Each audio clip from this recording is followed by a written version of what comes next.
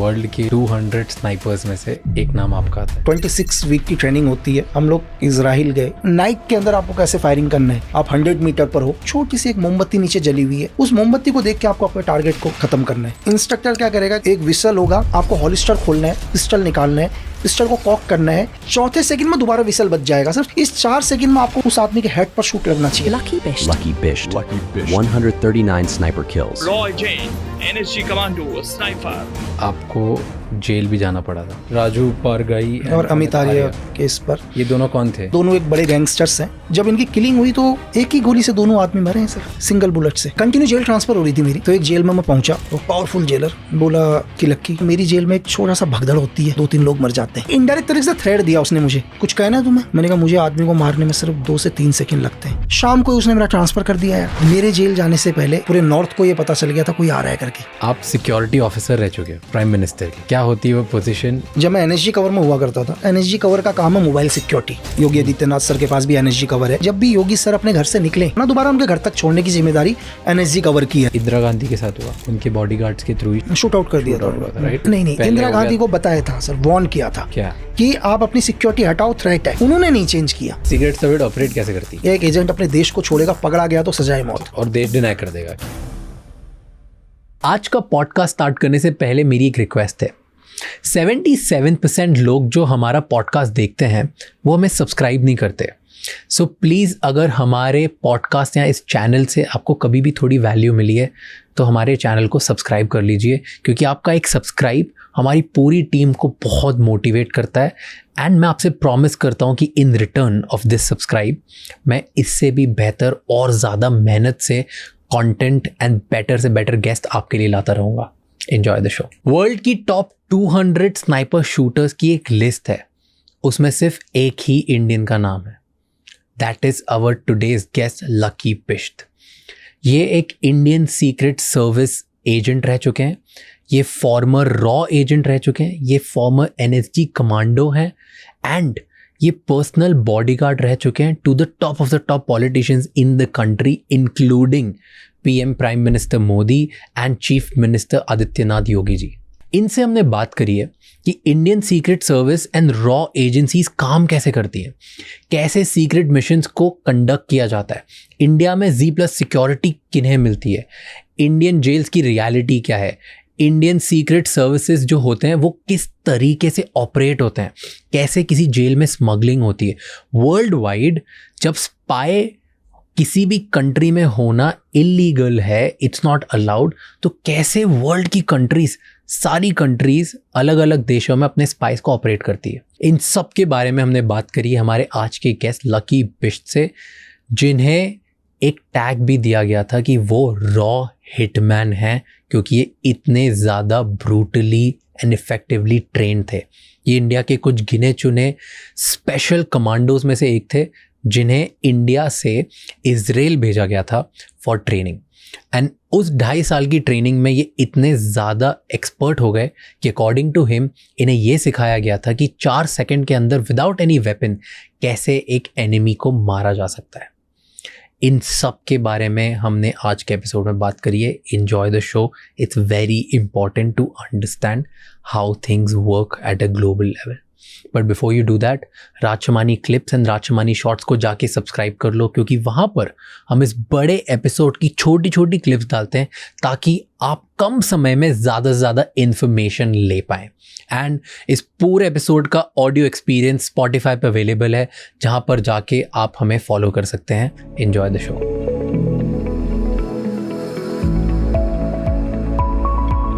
Google करा हमने list of snipers, तो उसमें आपका नाम आता है। ठीक है, मतलब वर्ल्ड के 200 स्नाइपर्स में से एक नाम आपका आता है, और आपको जेल भी जाना पड़ा था। तो क्यों जेल जाना पड़ा था, एंड क्या ये पब्लिक रिकॉर्ड में सब हर किसी का नाम अवेलेबल रहता है कि जो स्नाइपर है डेडिकेटेड, उसका नाम पब्लिक में आ सकता है? नहीं, एक्चुअली क्या है सर, देखिए कि हर किसी का नाम भी नहीं आ सकता, डिपेंड करता है नाम कौन डालता है। देखो, उससे पहले भी अगर आप एक इंसिडेंट देखो 2011 से पहले भी, तो एक सिंपल था, दुनिया की नज़रों में कुछ भी हो, कि एक आइडेंटिटी मेरी अलग थी कि मैं डिफेंस के लिए काम करता हूँ, ठीक है, या इंडियन आर्मी के लिए काम करता हूँ, या स्पेशल फोर्स के लिए काम करता हूँ या एनएसजी के लिए। देन आने के बाद धीरे धीरे जब मुझे एक डबल मर्डर के केस में एक किलिंग होती है उत्तराखंड के अंदर, और उस किलिंग में अरेस्ट होता हूँ मैं, ठीक है। तो इसमें उस टाइम यूपीए की गवर्नमेंट थी, और यूपीए की गवर्नमेंट डिसाइड करती है, वहाँ की पुलिस और दिल्ली पुलिस और यूपी से कुछ बुलाए हुए कि इस किलिंग के पीछे इसका हाथ है करके। तो कैसे, क्यों आपको ही क्यों पकड़ा? राजू पारगाई और अमित आर्य केस पर। ये दोनों कौन थे? एक्चुअली दोनों अगर आप रिकॉर्ड देखो तो दोनों के हिसाब से एज ए गवर्नमेंट रिकॉर्ड में दोनों एक बड़े गैंगस्टर्स हैं, ठीक है। दोनों बड़े गैंगस्टर्स, और कई केसेस हैं उनके ऊपर। मर्डर्स केस तो आम बात है, ठीक है, लेकिन कुछ आर्म्स डीलिंग्स पर भी हाथ है इनका। ओके, तो इलीगली वेपन स्मगल करते थे। वेपन्स और मर्डर्स तो आम बात थी, मर्डर्स वगैरह तो बहुत हैं। और इससे जब इनकी किलिंग हुई तो इनके ऊपर ये दोनों मर गए? दोनों मर गए, एक ही बुलेट से वन शॉट, एक बुलेट से दो लोग मरे? 2 आदमी, 1 bullet in 2 man kill sir. एक ही गोली से दोनों आदमी। ये कैसे हुआ? अब ये जो भी जिसने किल किया होगा उसी को पता होगा सर। तो इस केस पर मुझे अरेस्ट, एक ही गोली से दोनों आदमी मरे हैं सर, सिंगल बुलेट से। कैसे होता है, मतलब व्हाट इज पॉसिबल? अच्छा, पीएम एक ही कि जिसने भी मारा है, जिस शूटर्स ने भी मारा है इसको, जिस आदमी ने भी, उसने ऐसा एम लिया कि उसे दोबारा ना मारना पड़े 2 गोली। उसने इस टाइप का डायरेक्शन बनाया है कि वो एंगल लिया है कि एक ही साथ दोनों का हेड जाना चाहिए करके, दोनों के हेड एक साथ एक ही गोली से। और कैसे पॉसिबल है? मान लो अगर ये 2 लोग हैं तो सामने से दोनों नहीं, तो फिर वो एंगल वैसा लेगा ही नहीं ना सर, साइड से रहते। एज ए थ्योरी के हिसाब से अगर जैसे मैं स्नैपर हूं, तो एग्जांपल के लिए आप और मैं बैठा हूं, ये मैं और आप हैं अभी सामने, एक दूसरे के सामने बैठे हुए। अगर कोई स्नैपर होगा, अगर मेरी थ्योरी के हिसाब से अगर कोई चलता है, तो 100% या तो आपके बैक से मुझे मारेगा या मेरे बैक से आपको मारेगा, दाएं बाएं से नहीं मारेगा, ठीक है। क्योंकि एक गोली मारने के बाद तो रीलोड करेगा, तो इतनी देर में मैं रेडी हो जाऊंगा, सेकंड्स के फर्क में। तो उसने जो भी एंगल बनाया है, या तो आपके 360 डिग्री बैक पर बनाया उसने, ठीक है, या मेरे 360 बैक पर बनाया, तो जो भी उसने पॉइंट रखा, उसने दोनों का हेड एक ही गोली से पॉइंट रखा है सर। तो उस हेड से फिर इस हेड से पार एक ही, तो ये एक की अगर आप तो पावरफुल स्नाइपर नहीं, गोली बहुत पावरफुल है सर। गोली के अंदर क्या होता है, आपको डिपेंड करता है गोली का रेंज क्या है। हर गोली का अपना रेंज होता है दुनिया के, ठीक है। आप एक पिस्टल से फायर करते हैं तो पिस्टल का रेंज है 15 मीटर सर। 15 मीटर पर मेरी तरफ से आप 12 सर भी लेके आ जाओगे तो 12 सर भी उड़ा देगा, वो पार कर जाएगा। अच्छा। AK-47 है, 300 गज रेंज है उसका। 300 गज में मुझे लगता है अगर हम 15 आदमी भी खड़े होंगे तो 15 को पार कर देगा सर। बट एक ही शर्त होनी चाहिए कि गोली आपके बोन में टच नहीं होनी चाहिए सर, क्योंकि बोन बहुत मजबूत होता है।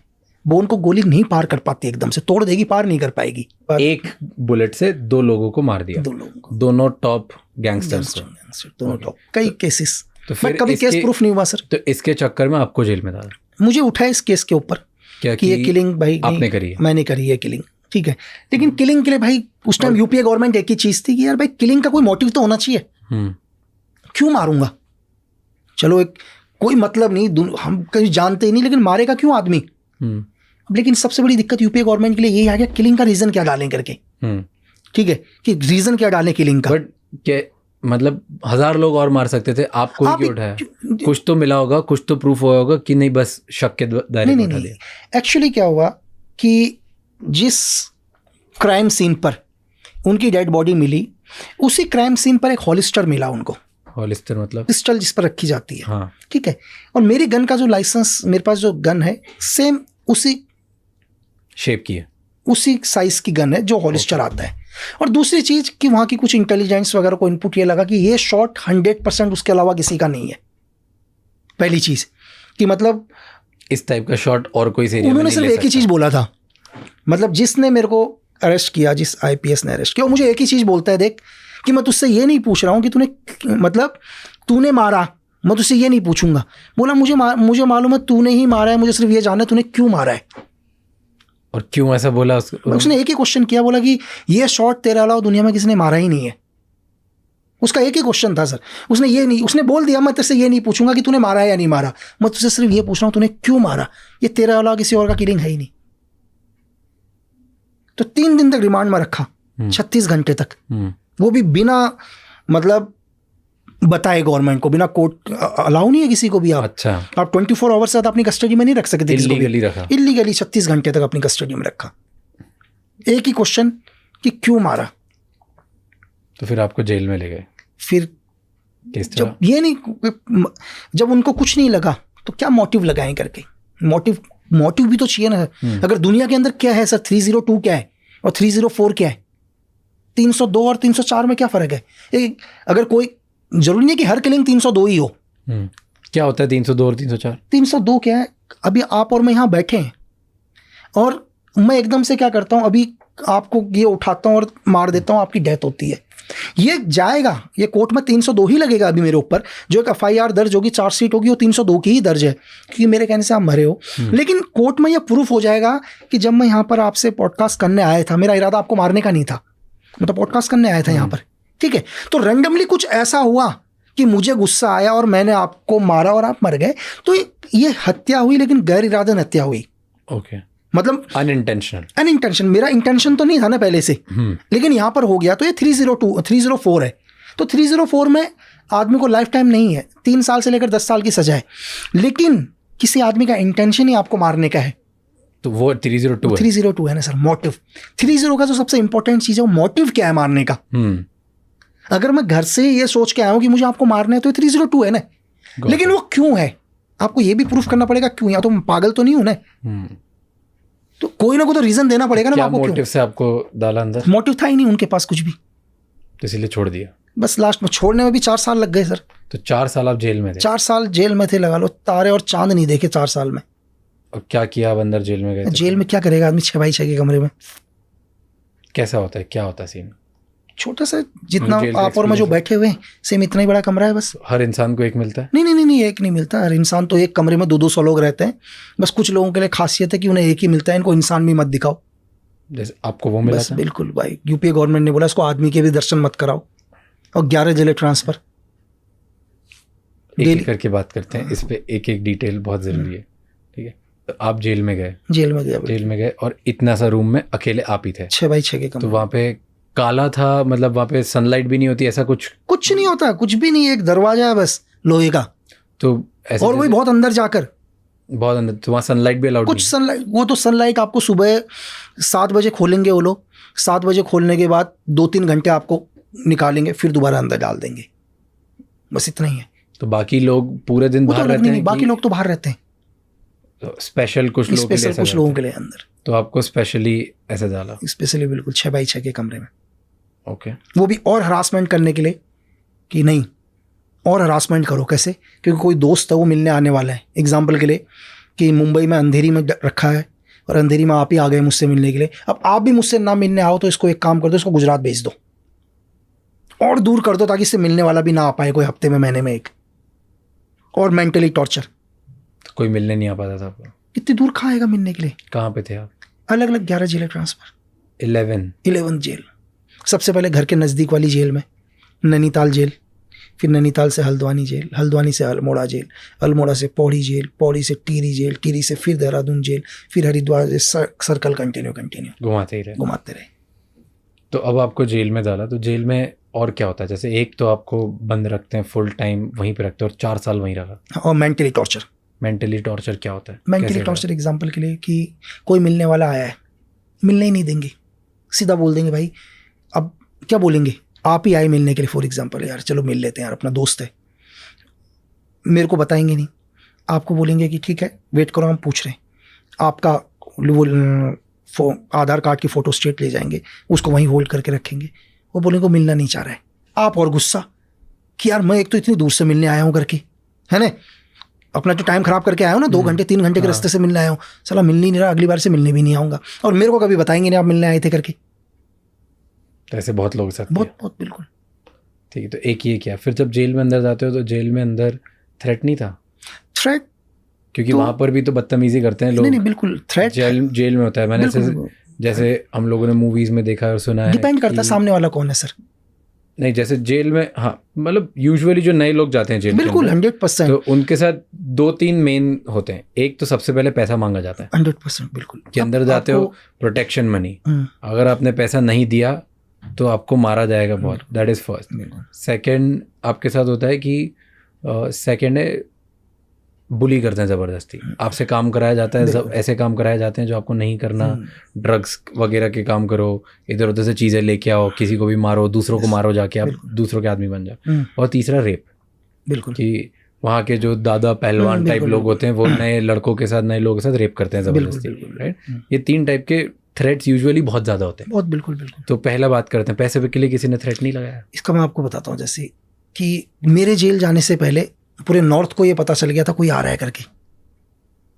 पूरा, मैं जेल 3 दिन के बाद जा रहा था, लेकिन पूरा नॉर्थ इंडिया को ये पता चल गया था कि कोई जेल आ रहा है करके, है ना? वो सिर्फ ये देखना चाह रहे थे है कौन पहले, तो जो भी बड़े बड़े गैंगस्टर्स थे, ठीक है, वहाँ के सबसे पता था कि कोई पूरा क्यों कोई ऐसे? कौन सब उस टाइम यूपीए गवर्नमेंट पावर में, यूपीए गवर्नमेंट पावर में एक आदमी जिसने हत्याओं पर हत्याएं कर रखी हैं, दूसरा उसका स्टूटर दबा के हत्या कर रखी है, आर्म्स की उनकी पूरी डीलिंग चलती है नेपाल से, डायरेक्ट स्टेट के क्या कहते हैं बड़े मिनिस्टर से लेकर सेंटर के मिनिस्टर होगा उनके हाथ, उनको किसी ने मार दिया सर, जो वो कैसा होगा मारने वाला, नहीं समझे वो, उसको देखने के लिए। दूसरा, पूरे न्यूज़ों के अंदर लोगों को पता ही नहीं है क्या है, हर न्यूज़ वाले अपना अलग बोल रहे, एक न्यूज़ वाला बोल रहा है तो ब्लैक कैट कमांडो है करके, दूसरा बोल रहा नहीं स्पेशल फोर्स का आदमी है, तीसरा बोल रहा नहीं कि क्या कहते हैं अपने अलके अडवाणी का सिक्योरिटी ऑफिसर है, चौथा बोल रहा सीक्रेट सर्विस में है।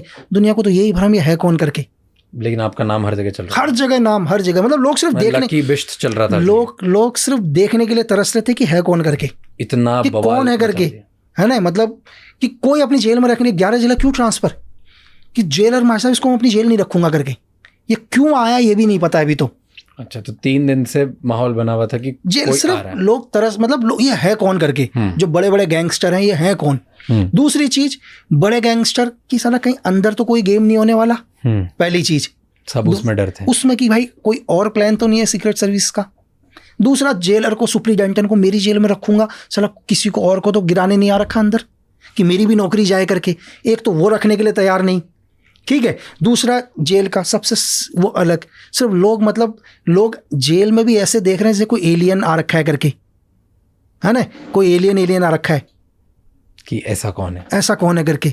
ये लगा लो कि एक दिन मैं सिर्फ मेडिसिन लेने गया, मुझे शाम को थोड़ी दवाई चाहिए थी, है ना? तो दवाई मिलने में भी 1 घंटा लगता लाइन। मैंने सिर्फ बोला कि दवाई लेने चाहिए, सुप्रीडेंटेंट तक मैसेज पहुंचाया, 2 पुलिस वाले 7 भेजे, वहाँ लंबी लाइन लगी, सबको हटा के दवाई दो करके, कि ज़्यादा देर इसको रोकना नहीं है इधर करके, कहीं दवाई लेना तो बहाना नहीं है करके लोगों का। बट वहाँ के कभी किसी जेलर ने कभी तो अपना पावर दिखाया होगा, थ्रेट दिया होगा। कंटिन्यू जेल ट्रांसफ़र हो रही थी मेरी, जेल पर जेल ट्रांसफ़र। तो एक जेल में मैं पहुंचा तो सुबह एक हेड कांस्टेबल आया मेरे पास, बोला सुप्रीडेंटेंट सर बुला रहे हैं। मैंने कहा ठीक है। गया मैं, जाने के बाद बैठा हो, वो पावरफुल जेलर बोला कि लक्की, पढ़ते बोला देख मेरी जेल में बहुत डिसिप्लिन चाहिए होता है मेरे को।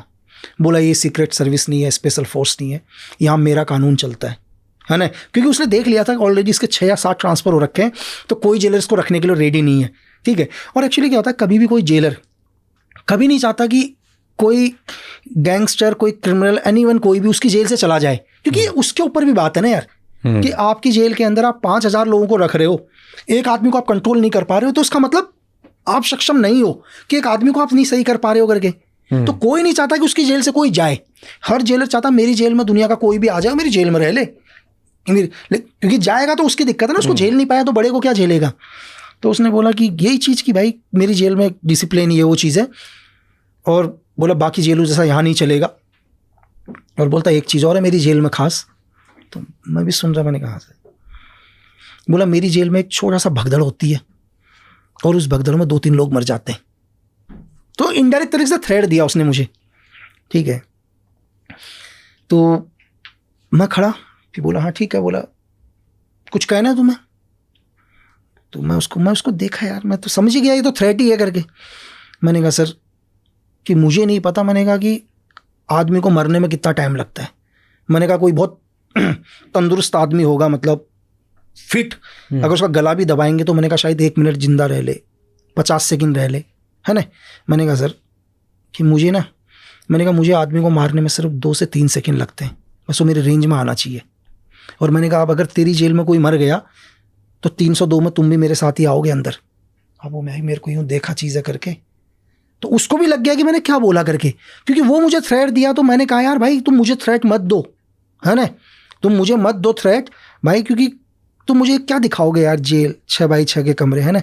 मैंने मौत से भी बदतर वक्त में जी के गुजार के आया हूँ, बहुत बुरा, है ना। मैं ऐसी ऐसी जगह रहकर आया हूँ कि कई बार लगता था कि अगर सच में ईश्वर है तो यार ये गोली लग जाए करके। मतलब ऐसे भी लाइफ में ऑपरेशन रहे कि इतना परेशान हो गए हैं ना, लगता था कि 1 सेकंड के लिए गोली पड़ जाए तो वो ज़्यादा बेटर है इस लाइफ से। तो वो लाइफ हम जी के आए हैं, तो यार ये क्या दिखाएगा करके, है ना। तो भाई वो यूँ देखा और कुछ नहीं, शाम को ही उसने मेरा ट्रांसफ़र कर दिया यार, शाम को ही ट्रांसफ़र कर दिया। और ट्रांसफ़र भी कब किया, जब सारे दरवाजे बंद हो गए, शाम को ट्रांसफ़र। तो ऐसा आपने क्यों बोला कि 2 से 3 सेकंड लगते हैं? अरे सर इतना परेशान, एक चीज़ 6 जेलें ट्रांसफ़र हो चुकी हैं भाई, परेशान है ना भाई, 6 जेलें ट्रांसफ़र। क्योंकि आज भी मैं अपने घर जाता हूँ तो मुझे मेरे बिस्तर पर नींद आती है ना। मुझे दूसरे के घर में भी थोड़ा सा टाइम लगता है नींद आने में। एक तो मैं दुनिया की सबसे बुरी जगह पर रह रहा हूँ, मैं जेल में रह रहा हूँ, सबसे बुरी जगह, वहाँ भी एडजस्ट होने की कोशिश करता हूँ 2-1 महीने के अंदर, तुम मुझे वहाँ से भी ट्रांसफ़र कर देते हो। और तुमने मुझे यहाँ अभी अपनी जेल में रख रखा है 6x6 के कमरे में, ठीक है, जिस कमरे में सांस लेने में भी दिक्कत हो रही है, तुम मुझे वहाँ भी थ्रेट दे रहे हो। तुम क्या कर लोगे इससे ज़्यादा? अब तुम मुझे इससे ज़्यादा करोगे क्या, बताओ? कुछ नहीं कर सकते ना, इससे ज़्यादा कुछ है ही नहीं ना सर। तुम तो मुझे जीते जी नर्क दिखा रहे हो, तो इससे ज़्यादा क्या दिखाओगे भाई? मतलब ये कह रहा हूँ कि आप मौत मांग लोगे जेल के अंदर, क्या होगा? आप उस रूम में सोए होंगे जिस रूम में 50 लोगों के लिए जगह है, वहाँ 500 सो रहे होंगे। अगर एक आदमी सो रहा हो तो पलट ही नहीं सकते आप। मतलब आपको पलट करने के लिए 50 लोगों को पलटाना पड़ेगा, पलट जा भाई। ये जेल के हाल हैं, हर जेल में लगभग, हर जेल में यही है यार आज के टाइम में। किसी भी जेल में आप चले जाओ तो फिर तो जैसे ये तरीका है, फिर और क्या होता है? दूसरा टॉयलेट साफ करवाना, दिन भर ये चीज़ें करना, ठीक है। मतलब खाना ऐसा होगा कि आप हमारे घरों के तो कुत्ते फिर भी ठीक होंगे, बाहर के कुत्ते के सामने रख दो तो वो भी नहीं खाएगा यार। एक बारी तो वो कुत्ता भी 2-3 दिन कहेगा मैं भूखा रह लेता हूँ करके। पैसा चीज़ है, कितना पैसा लाएगा आदमी, ज़बरदस्ती फ़ोन करवा लेंगे उससे, ठीक है। अब क्या करे बेचारा, फ़ोन करवाएंगे, हाँ भाई एक काम कर, 50,000, 1 लाख, 10 लाख, जिसकी जैसी औकात है पैसा मांग लेंगे उससे। सबका बैकग्राउंड सबको पता, सबका बैकग्राउंड सबको पता होता। नहीं होगा ब्लेड मरवा देंगे चेहरे पर 2 मिनट में। वो रख रखे उन्होंने टूटन सारे के सारे, जा उसके ब्लेड मार दे, एक ब्लेड मार देगा। अच्छा जेल के अंदर आपको किसी ने मार भी दिया, आप कंप्लेन कहाँ करोगे? चलो बाहर अगर आपको कोई परेशान कर रहा है तो कंप्लेन तो पुलिस में करोगे ना आप, अब जेल में कंप्लेन कहाँ करोगे सर? तो मुझे तो लगता था कि साला सबसे भ्रष्ट हिंदुस्तान में ही है। मुझे जेल पता चला तो मुझे लगा इससे ज़्यादा भ्रष्ट कोई है ही नहीं। क्या आपको लगता है कि जेल के अंदर, तिहाड़ के अंदर भी एक खैनी का पैकेट 1500 रुपये में बिक रहा है? क्या बिना जेल प्रशासन की मर्जी के वहाँ जा रहा होगा? क्या जेल के अंदर एक मोबाइल फ़ोन जेल के अंदर 10-10 लाख रुपए का मोबाइल फ़ोन जा रहा है, क्या परमिशन के बिना जा रहा होगा? आप बताओ कि भाई, क्या जेल में जैमर्स लगे हुए हैं, सब कुछ लगा हुआ है, फिर भी आपकी जेल से थ्रेट जा रहा है? क्या बिना जेल प्रशासन के कोई ये कह दे? कभी पॉसिबल ही नहीं है। और वो गैंगस्टर लोगों को थ्रेट दे रहे हैं यार। अबे तुम क्या थ्रेट दोगे यार, क्या पावर दिखाओगे? तू पहले खुद बाहर निकल के दिखाना है। जेल में अगर पैसा नहीं होगा तो एक रोटी नहीं खा पाएंगे ढंग से। अब वो पैसा कैसे कमाएं? यूज करने दूसरों का। मतलब जेल में अगर आप हो और जेल में आपको नॉर्मल खाना नहीं मिलेगा अगर आपने पैसे नहीं दिए तो? नहीं, नॉर्मल मिलेगा ना, आप खा भी नहीं पाओगे उसको, वो खाना आप खा भी नहीं पाओगे ना यार। तो आपको अच्छा खाना चाहिए। आपको अच्छा खाना क्या, नॉर्मल खाना तो चाहिए।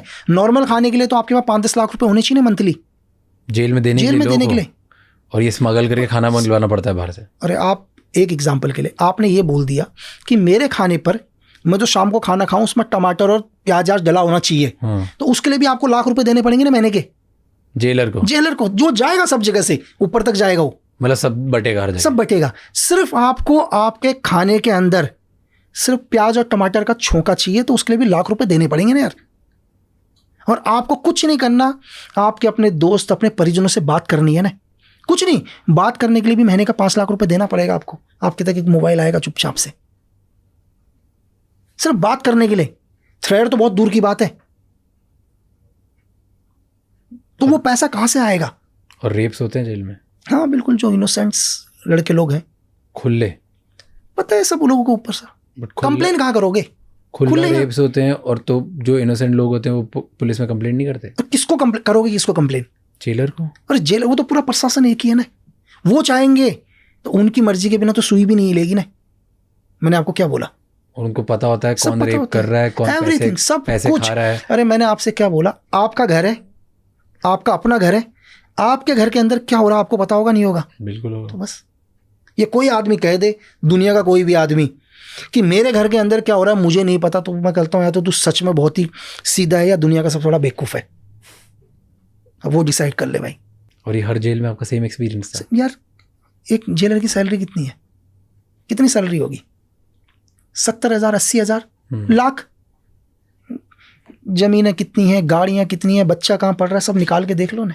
किसी भी आदमी का चेक कर लो ना आप। जेलर बहुत दूर सर। एक छोटा सा अगर जेल का एक जेल सिपाही भी होगा ना, आप उसके मंथली सैलरी पूछो, ठीक है, 50,000, 40,000, और उससे पूछना भाई तेरे ड्यूटी ज्वाइन करने के बाद तो कितने की ज़मीनें ले चुका है अभी तक, है ना?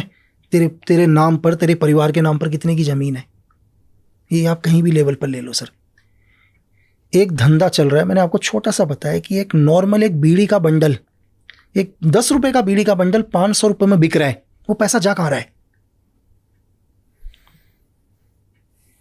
जेल के अंदर सब हो रहा है। अगर वो नशे की आदत डालेंगे, नशा ही बंद हो जाएगा तो कमाएंगे कैसे?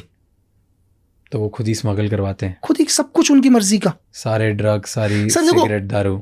100 में से हो सकता है एक आदमी ईमानदार हो, मैं हर एक के ऊपर नहीं लूंगा। एक आदमी ईमानदारी भी होगा लेकिन वो कुछ नहीं कर पाएगा इतनों के बीच में। जहां 100 करप्ट होते हैं ना, एक आदमी कुछ नहीं कर पाता। क्या कर लेंगे? उसकी ड्यूटी बाहर लगा देंगे। देखा हुआ मेरा, एक ईमानदार आदमी नहीं लेता घूस, वो नहीं आएगा अंदर, उसको हमेशा बाहर खड़ा करके रखेंगे हथियार पकड़ के। कहेगा भाई मैं ये सब चीज़ नहीं होने दूंगा। कुछ नहीं, सुबह आएगा कि भाई तू संतरी रहेगा बाहर, वो कभी अंदर नहीं आएगा। क्योंकि अंदर जो आ रहे हैं पूरे नशे में सबका हिस्सा हो रहा है, जितना वहाँ के खाना बन रहा है उसमें हिस्सा हो रहा है, जितने मुलाकात में पर्ची जा रही है। क्यों तुम प्राइवेट VIP मुलाकात करा रहे हो? एक पावरफुल आदमी चला जाए अभी जेल में, वो रात को 7 बजे भी मुलाकात कर लेगा, 50,000 रुपये देगा, वहाँ पर आ जाएगा एक आदमी मुलाकात करने। बाकी आम लोगों के लिए तो हफ्ते में 2 दिन मुलाकात है, वो तो 50,000 रुपये दे रहा है, 2 मिनट मुलाकात कर लिया उसने। वो पैसा कहाँ जा रहा है? कि इनकी परमिशन के बिना, इन्हें सब पता होता है कब छापा पड़ेगा जेल में, सब पता होता है इन्हें कि कल जेल में छापा पड़ सकता है, मोबाइल गायब करवा देंगे। एंड जितने भी पावरफुल लोग होते हैं, जो बहुत रईस होते हैं, पैसे वाले होते हैं, बिल्कुल उनको ट्रीटमेंट अलग मिलता है? अलग, फुल VIP ट्रीटमेंट पूरा। सेल भी अलग, सब अरे अलग। VIP treatment sir. मैं एक नाम नहीं बताऊंगा, हिंदुस्तान के एक बहुत बड़े बिजनेस टाइकॉन, जिनका बेटा एक मर्डर केस में था, उनके बाप ने तो 5 स्टार होटल खरीद लिया था सर, तिहाड़ के बगल में।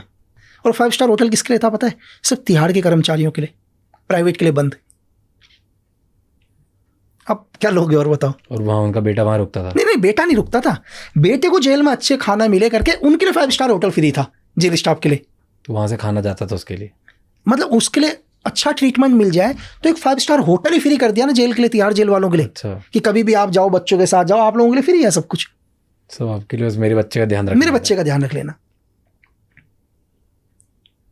एक दिन के जो बड़े बड़े बिजनेसमैन के लोग जाते हैं, एक दिन के 20-20 लाख रुपए लेते हैं जेल के अंदर। जेल की। इतना तो मुझे नहीं लग रहा कि दुनिया के किसी 5 स्टार होटल का कमरा भी इतना महंगा होगा करके, है? पता है एक का बच्चा 10 दिन आने वाला है अंदर करके, ठीक है, तो 10 दिन 20 लाख रुपए पर डे लगेगा, लेकिन बच्चा सही रहेगा। 2 करोड़, 2 करोड़ में तो मुझे शायद दुनिया का कोई होटल होगा, शायद, मैं तो रहा नहीं सर, तो इतना महंगा तो दुनिया का कोई होटल भी नहीं होगा जितना उस जेल का एक कमरा होगा। 20 लाख रुपए का मैंने कोई स्वीट भी नहीं सुना। तो आप सोच लो, और कमरा 20 लाख रुपए का है। हिंदुस्तान का सबसे महंगा कमरा 5.5 लाख रुपए तो का। सोचो, बस तुम्हारे बच्चे को सेफ रख लेंगे, बच्चे के साथ कुछ गलत नहीं होगा, वो सेफ अकेला रहेगा। कितना पैसा दे दिया होगा आसाराम ने, आप सोच भी नहीं सकते, जोधपुर जेल में। हाँ, VIP ट्रीटमेंट भी रहते हैं। बिल्कुल 100%। नहीं तो आसाराम को तो रातों रात गैंगस्टर सारा पैसा मांग लेंगे रातों रात। आप छोड़ के देख दो 10 मिनट के लिए आसाराम को गैंगस्टरों के साथ, बिल्कुल वो तो आधी प्रॉपर्टी ले लेंगे आसाराम की बाहर। तो पुलिस ही, जो जेल के जो स्टाफ है, वो ही सिक्योरिटी देते हैं अंदर बिजनेसमैन को, ताकि उन्हें पैसा मिले। वो गैंगस्टर के पास छोड़ते नहीं उन्हें। डिफरेंट रखते हैं 100%, अलग ही रखेंगे। अलग सेल में रख लेंगे उसको। बट गैंगस्टर तो कोशिश यही कर रहा है किसी तरह से उधर तक पहुंचूं मैं। क्या चीज़? हाँ, कोशिश करेगा गैंगस्टर भी अपना। ठीक है, अगर वो नहीं दे रहा होगा जेल स्टाफ को पैसा तो गैंगस्टर से फिर मांड वाली हो जाएगी ना, तू मांग और हमारा आएगा 50-50। दोनों तरीके हैं ना उनके पास। डायरेक्ट जेलर से या तो डायरेक्ट कर लो या वैसे कर लो, करना तो है ही, करना तो है भाई, नहीं तो बिल्कुल रहने नहीं देंगे। ना। कहाँ करोगे कंप्लेन यार, कंप्लेन करोगे कहाँ? तो ये खराब नहीं है बहुत पूरे इंडिया में है तो बिल्कुल। फिर और हर किसी के साथ गलत होता है जेल के अंदर। नहीं यार, गरीब लोग हैं, गरीब लोगों के साथ तो क्या गलत होना, तो वैसे ही गरीब है, उनके साथ तो ना उनका देने के लिए है ना कुछ नहीं है, वो तो क्या करेंगे। जो ठीक ठाक सा आ गया तो बस पूछो मत, खत्म हो तो ठीक ठाक सा जो आ गया। और कोई आप 11 जेल में गए, 11 के 11 में एक जगह आपको ऐसा नहीं लगा कि सही है? सारे, मैंने कहा जो सही होगा वो अंदर आएगा ही नहीं, उसकी ड्यूटी लगेगी ही नहीं अंदर। मतलब आज किसी को अगर जेल होती है, किसी को भी एक ठीक ठाक इंसान को, तो वो लगभग आपके 11 जेलों के एक्सपीरियंस से आपको ऐसा लगता है कि वो गया, मतलब उसे पैसा देना ही पड़ेगा। 100 लोग अगर जेल गए ना, 100 लोग, तो 100 में से 99 को पैसा देना पड़ेगा। या तो कोई ऐसा ही पावरफुल हो जिसका IAS बाहर बैठा हो, IPS बाहर बैठा हो, तो उससे तो नहीं लेंगे। कोई IAS का चला गया रिलेशन में, कोई IPS का चला गया, कोई मिनिस्टर का चला गया, ये लोग छूटेंगे। ठीक है, पावरफुल है जो छूटेंगे, उनसे ज्यादा पावरफुल होने चाहिए। नहीं समझे कि जो जेलर से ज्यादा पावरफुल, जो जेलर से ज्यादा पावरफुल होने चाहिए, जेलर और उन गैंगस्टर से ज्यादा पावरफुल वो लोग होने चाहिए, तो वो सेफ है। एक नॉर्मल आदमी चला गया तो नहीं, नॉर्मल भले पैसे वाला हो, कुछ भी हो, कोई ना नॉर्मल चाहे कुछ भी हो। मतलब मेरे को स्टार्टिंग से स्टार्ट करें, कहाँ पैदा हुए आप और किस टाइप के घर में हुए, क्या करते थे, क्या बनना चाहते थे? बचपन से ही आर्मी में जाना था, ऐसा कुछ भी नहीं है। घर पर देखा, मतलब ग्रैंडफादर को तो मैंने देखा नहीं है ना, तो मेरे पैदा होने से पहले ही वो शहीद हो चुके थे 1971 के वॉर में, तो ग्रैंडफादर को नहीं देखा मैंने। तो मेरे फादर को देखा, पड़ोसियों को देखा, सब आर्मी से ही। तो ऐसा नहीं कि मुझे भी जाना था, ठीक है। तो मैं अपने बुआ के वहाँ पढ़ाई के लिए आ गया था, जयपुर। ओके। तो मैंने जयपुर से ही, एजुकेशन मेरी जयपुर से ही है, केंद्र विद्यालय से, तो वहीं से पढ़ाई करी। और कुछ नहीं पता था कि मैं ये करूँगा करके, ऐसा नहीं है कि मैं ये बोलूँ कि मैंने यही करना था। और मैं तो ये कहूँगा कि मुझे खुद नहीं पता चला कि धीरे धीरे कैसे हुआ सब चीज़ें। तो कैसे, बट मेरे को समझाओ कि जब केंद्रीय विद्यालय में थे तो तब क्या बनना था? कुछ पता नहीं था? कुछ नहीं पता था, क्योंकि अब मैंने कहा ना, मैं दूसरी दुनिया में आ गया हूँ। अब कुमाऊं से हट के मैं राजस्थान की दुनिया में आ गया हूँ, जहाँ कोई आर्मी नहीं, कुछ नहीं, कोई मतलब नहीं है, जहाँ मैं पढ़ाई कर रहा हूँ। ठीक है, किसी ने क्या बनना। तो नॉर्मली तरीके से क्या है कि जैसे जब मैंने ज्वाइनिंग करी थी, तो उसमें गवर्नमेंट ने एक चीज़ डिसाइड किया कि जितने भी, मतलब जो भी आर्मी, एयरफोर्स, नेवी से जिनके फादर ने जो भी सर्व किया, तो हम उनको ज्वाइनिंग देंगे, एक एक्स्ट्रा कोटा। अच्छा, एग्जाम्पल जो पहले से हैं, ओके, तो उनको एक थोड़ा सा, मतलब इंडियन आर्मी की तरफ से वो मिल रहा है यार, लेवरेज कि हम इनके बच्चों को लेते हैं करके। तो एक नॉर्मली तरीके से कॉलिंग लेटर हमारे घर पर भी आया। अच्छा, कि अगर आपके बच्चे को ज्वाइन करना है तो हम ज्वाइन कर सकते हैं करके। तो मेरे घर वालों ने भी मुझे बोला, तो पहले तो मुझे बोला यार, मैंने कहा नहीं भाई, मैं तो शायद उस टाइम मैं 11th में ही पढ़ाई कर रहा था। मैंने कहा नहीं जाना करके, मैंने तो मेरे फादर बोले यार चला जा, ट्राई तो मार ले करके। तो मैंने कहा नहीं, तो बोले कि मैं इतनी दूर कैसे जाऊंगा करके। मुझे लगा यार मैं कभी गया ही नहीं यहाँ से, मतलब जयपुर से मैं नागालैंड जाऊँ कैसे। तो मेरे घर वालों ने बोला तुझे इतना पैसा देंगे, इतना। तो मुझे पैसा लगा यार कि मुझे 600-700 रुपये मिल रहे हैं, और 600-700 रुपये तो मेरे यहाँ भाई साल भर चलेंगे पूरे के पूरे। तो जो मुझे पैसे मिल रहे थे, उस पैसे को अगर मैं खर्च भी करूँगा वहाँ पहुँचने में, तो फिर भी मेरे 300-400 रुपये बच रहे थे। तो मुझे सिर्फ उस चीज़ के लिए कि मैं चला जाऊँ करके, 600-700 रुपये से मैं आराम से अपना साल निकालूंगा करके। तो नॉर्मली तरीके से मैं नागालैंड गया, और नागालैंड मतलब जो भी मेरे डॉक्यूमेंट्स थे वो तो उत्तराखंड के ही थे। तो हर स्टेट को अलग अलग डिवाइड किया हुआ था उन्होंने, स्टेट डिस्ट्रिक्ट वाइज। तो जब भी मेरा नंबर आया तो मैं वहाँ गया और अपना एक सेंटर में जो भी अपना फिज़िकल वगैरह दिया, पूरा का पूरा फिज़िकल वगैरह देने के बाद जो भी उनके टेस्ट थे सारे कंप्लीट करे, और वापस फिर कुछ दिन के बाद वापस आ गया, और मैं भूल गया उन चीज़ को दोबारा। ठीक है, तो फिर अपना आराम से दोबारा अपना पढ़ाई, वो चीज़ें नॉर्मल। तो कुछ दिन के बाद एक लेटर आ गया कि आप दोबारा भेजो करके, ओके, री-मेडिकल के लिए। और मेडिकल होने के बाद फिर नॉर्मली फिर वापस आ गए। फिर देन सडनली एक 6 महीने के बाद आता है कि आप ज्वाइन हो गए हो करके, आप सिलेक्ट हो गए। आप सिलेक्ट हो। और आप कितने साल के थे तब? मैं शायद उस टाइम 16 साल 6-7 महीने का था, क्योंकि कसम पीरियड होने तक जब भी आप कसम खाते हैं तो आपकी जो एज होती है वो 18 साल होनी चाहिए। तो इतना तो ट्रेनिंग पीरियड के अंदर ही तो 16 से 18 के बीच में ट्रेनिंग हो रही थी। तो कहाँ पे फिर आपको लेटर आया, फिर कहाँ पे ज्वाइनिंग हुई? फिर दिल्ली गया मैं। दिल्ली जाने के बाद रैंडमली पहली बार दिल्ली पहुंचने के बाद हम लोग पहुंचे, और भी मेरे साथ कुछ लोग थे, ठीक है। तो हम यहाँ से बाहर निकलते हैं ट्रेनिंग के लिए। वैसे 26 वीक की ट्रेनिंग होती है। हम लोग इजराइल गए। क्या होता था ट्रेनिंग सुबह से लेकर रात तक, बताओ? लेकिन वहाँ पर एक ही मेरे को एक बहुत बढ़िया चीज़ लगा वहाँ, कि वहाँ की ट्रेनिंग दुनिया में सबसे अलग थी। कि मुझे ये नहीं पता था कि कल सुबह का, मुझे पता है कि कल सुबह क्या होना है, मुझे कल सुबह के बाद का नहीं पता। ये मुझे 2.5 साल के बाद पता चला। ऐसा क्यों? ओके। रीज़न क्या, हमारे को शाम को लगभग जब भी हम वहाँ से, हमारा जो ग्रुप इंस्ट्रक्टर था जो भी हमको छोड़ता था, वो बोलता था अर्ली मॉर्निंग में आप 0400 आवर्स पर पीटी ग्राउंड पर रिपोर्ट करोगे करके। अब हमारा काम है 0400 आवर पर पीटी ग्राउंड पर पहुँच जाना, मतलब 4 बजे। 4 बजे मैंने, तो हम 4 बजे वहाँ सब खड़े हो जाएंगे बिल्कुल टाइम के हिसाब से। जो भी हमारे इंस्ट्रक्टर आएंगे, सुबह पीटीआई आएंगे, वो हमारे को पीटी कराना स्टार्ट करेंगे। पीटी कराएंगे, पहले पीटीआई लेके जाएगा, 5 किलोमीटर दौड़ाएगा, देन वो हट जाएगा, नेक्स्ट पीटीआई आएगा, वो 5 किलोमीटर ले जाएगा, ऐसे ही करके 20 किलोमीटर दौड़ाते थे वो, ठीक है। तो लास्ट में जो आएगा वो एक जीसीओस रैंक आएगा, जिसकी एज होगी कम से कम 45 के समथिंग। वो लास्ट में बोलेगा मैं भी तो मेरी एज, साले तुम 16-17 ईयर के हो और मैं 54, मतलब इस एज का तुम मेरे बराबर नहीं दौड़ पा रहे हो। तो हम मन में तो ये बोलते थे यार सर आप तो अब भी आए हो, हम तो 15 किलोमीटर से दौड़ रहे हैं लगातार, है ना। तो जब भी ये पूरी एक्सरसाइज खत्म होती थी 4 से लगा 6-7, कोई फिक्स टाइम नहीं था, 6:30 भी अगर ख़त्म हुआ पीटी, तो वो लोग बोलते थे यार कि आप वहाँ पीटी ख़त्म हुआ, फिर एक इंस्ट्रक्टर आता था, बोलता ठीक है ब्रेकफास्ट करके तुम 730 आवर्स पर बीओसी में रिपोर्ट करो। अब घड़ी में टाइम देखें हम यार 6:30 बजे तो हम यहाँ से छूटे हैं, जाने में हमारे को आधा घंटा लगेगा। हम कब हम अपना ब्रेकफास्ट करेंगे, कब हम अपना वेपन लेंगे, ठीक है। मतलब वो टाइमिंग वैसा था, आप कितनी भी कोशिश कर लो आप 5 मिनट लेट ही पहुँचोगे। मतलब आप कोशिश पूरी कर लो, आप उड़ के भी जाओगे ना तो भी आप 5 मिनट लेट पहुँचोगे और आपको वहाँ सज़ा मिलनी है। क्या सज़ा होती थी लेट होने की? सज़ा क्या है कि जैसे आप वहाँ गए तो वहाँ जाने के बाद इंस्ट्रक्टर बोलेगा हाँ भाई कि चलो मैं तुमसे पहले आ रखा हूँ करके, और तुम मतलब 2-4 गाली उसने देनी। और सज़ा क्या होगी कि उसको टच, आदमी की मरने जैसी हालत वहीं हो जाती थी। मतलब आप ताकत नहीं रही बॉडी में, वो मतलब कि जितना हम सुबह एक्सरसाइज करके आए हैं, जो 20 किलोमीटर दौड़ के आए हैं, वो हमारे को विदिन 5 मिनट के अंदर उतना ही थका देता था। और एक साथ हाथ में उनके गोल्फ के स्टिक रहते थे, ठीक है।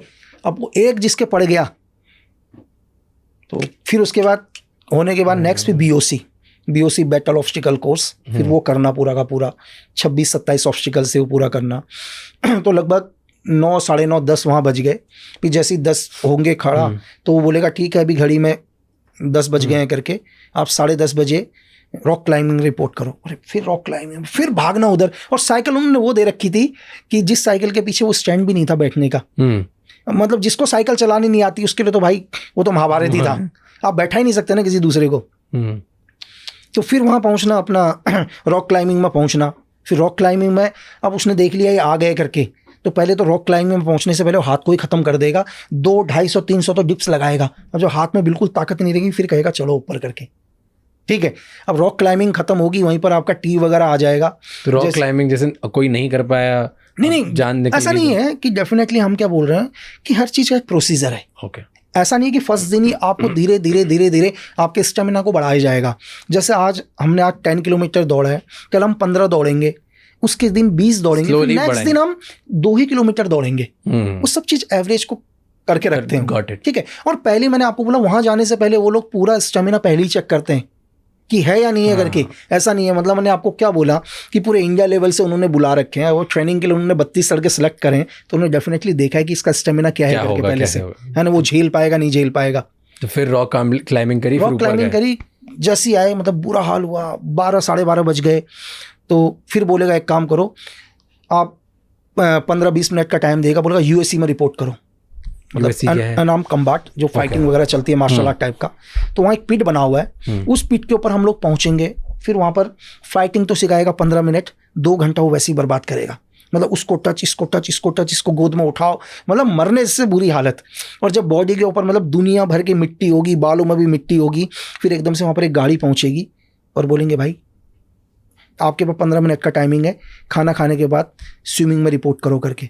अब भाई आप क्या खाना खाए, हाथ कब, जब तक लास्ट वाले का नंबर आता था टाइम खत्म हो जाता था, ठीक है।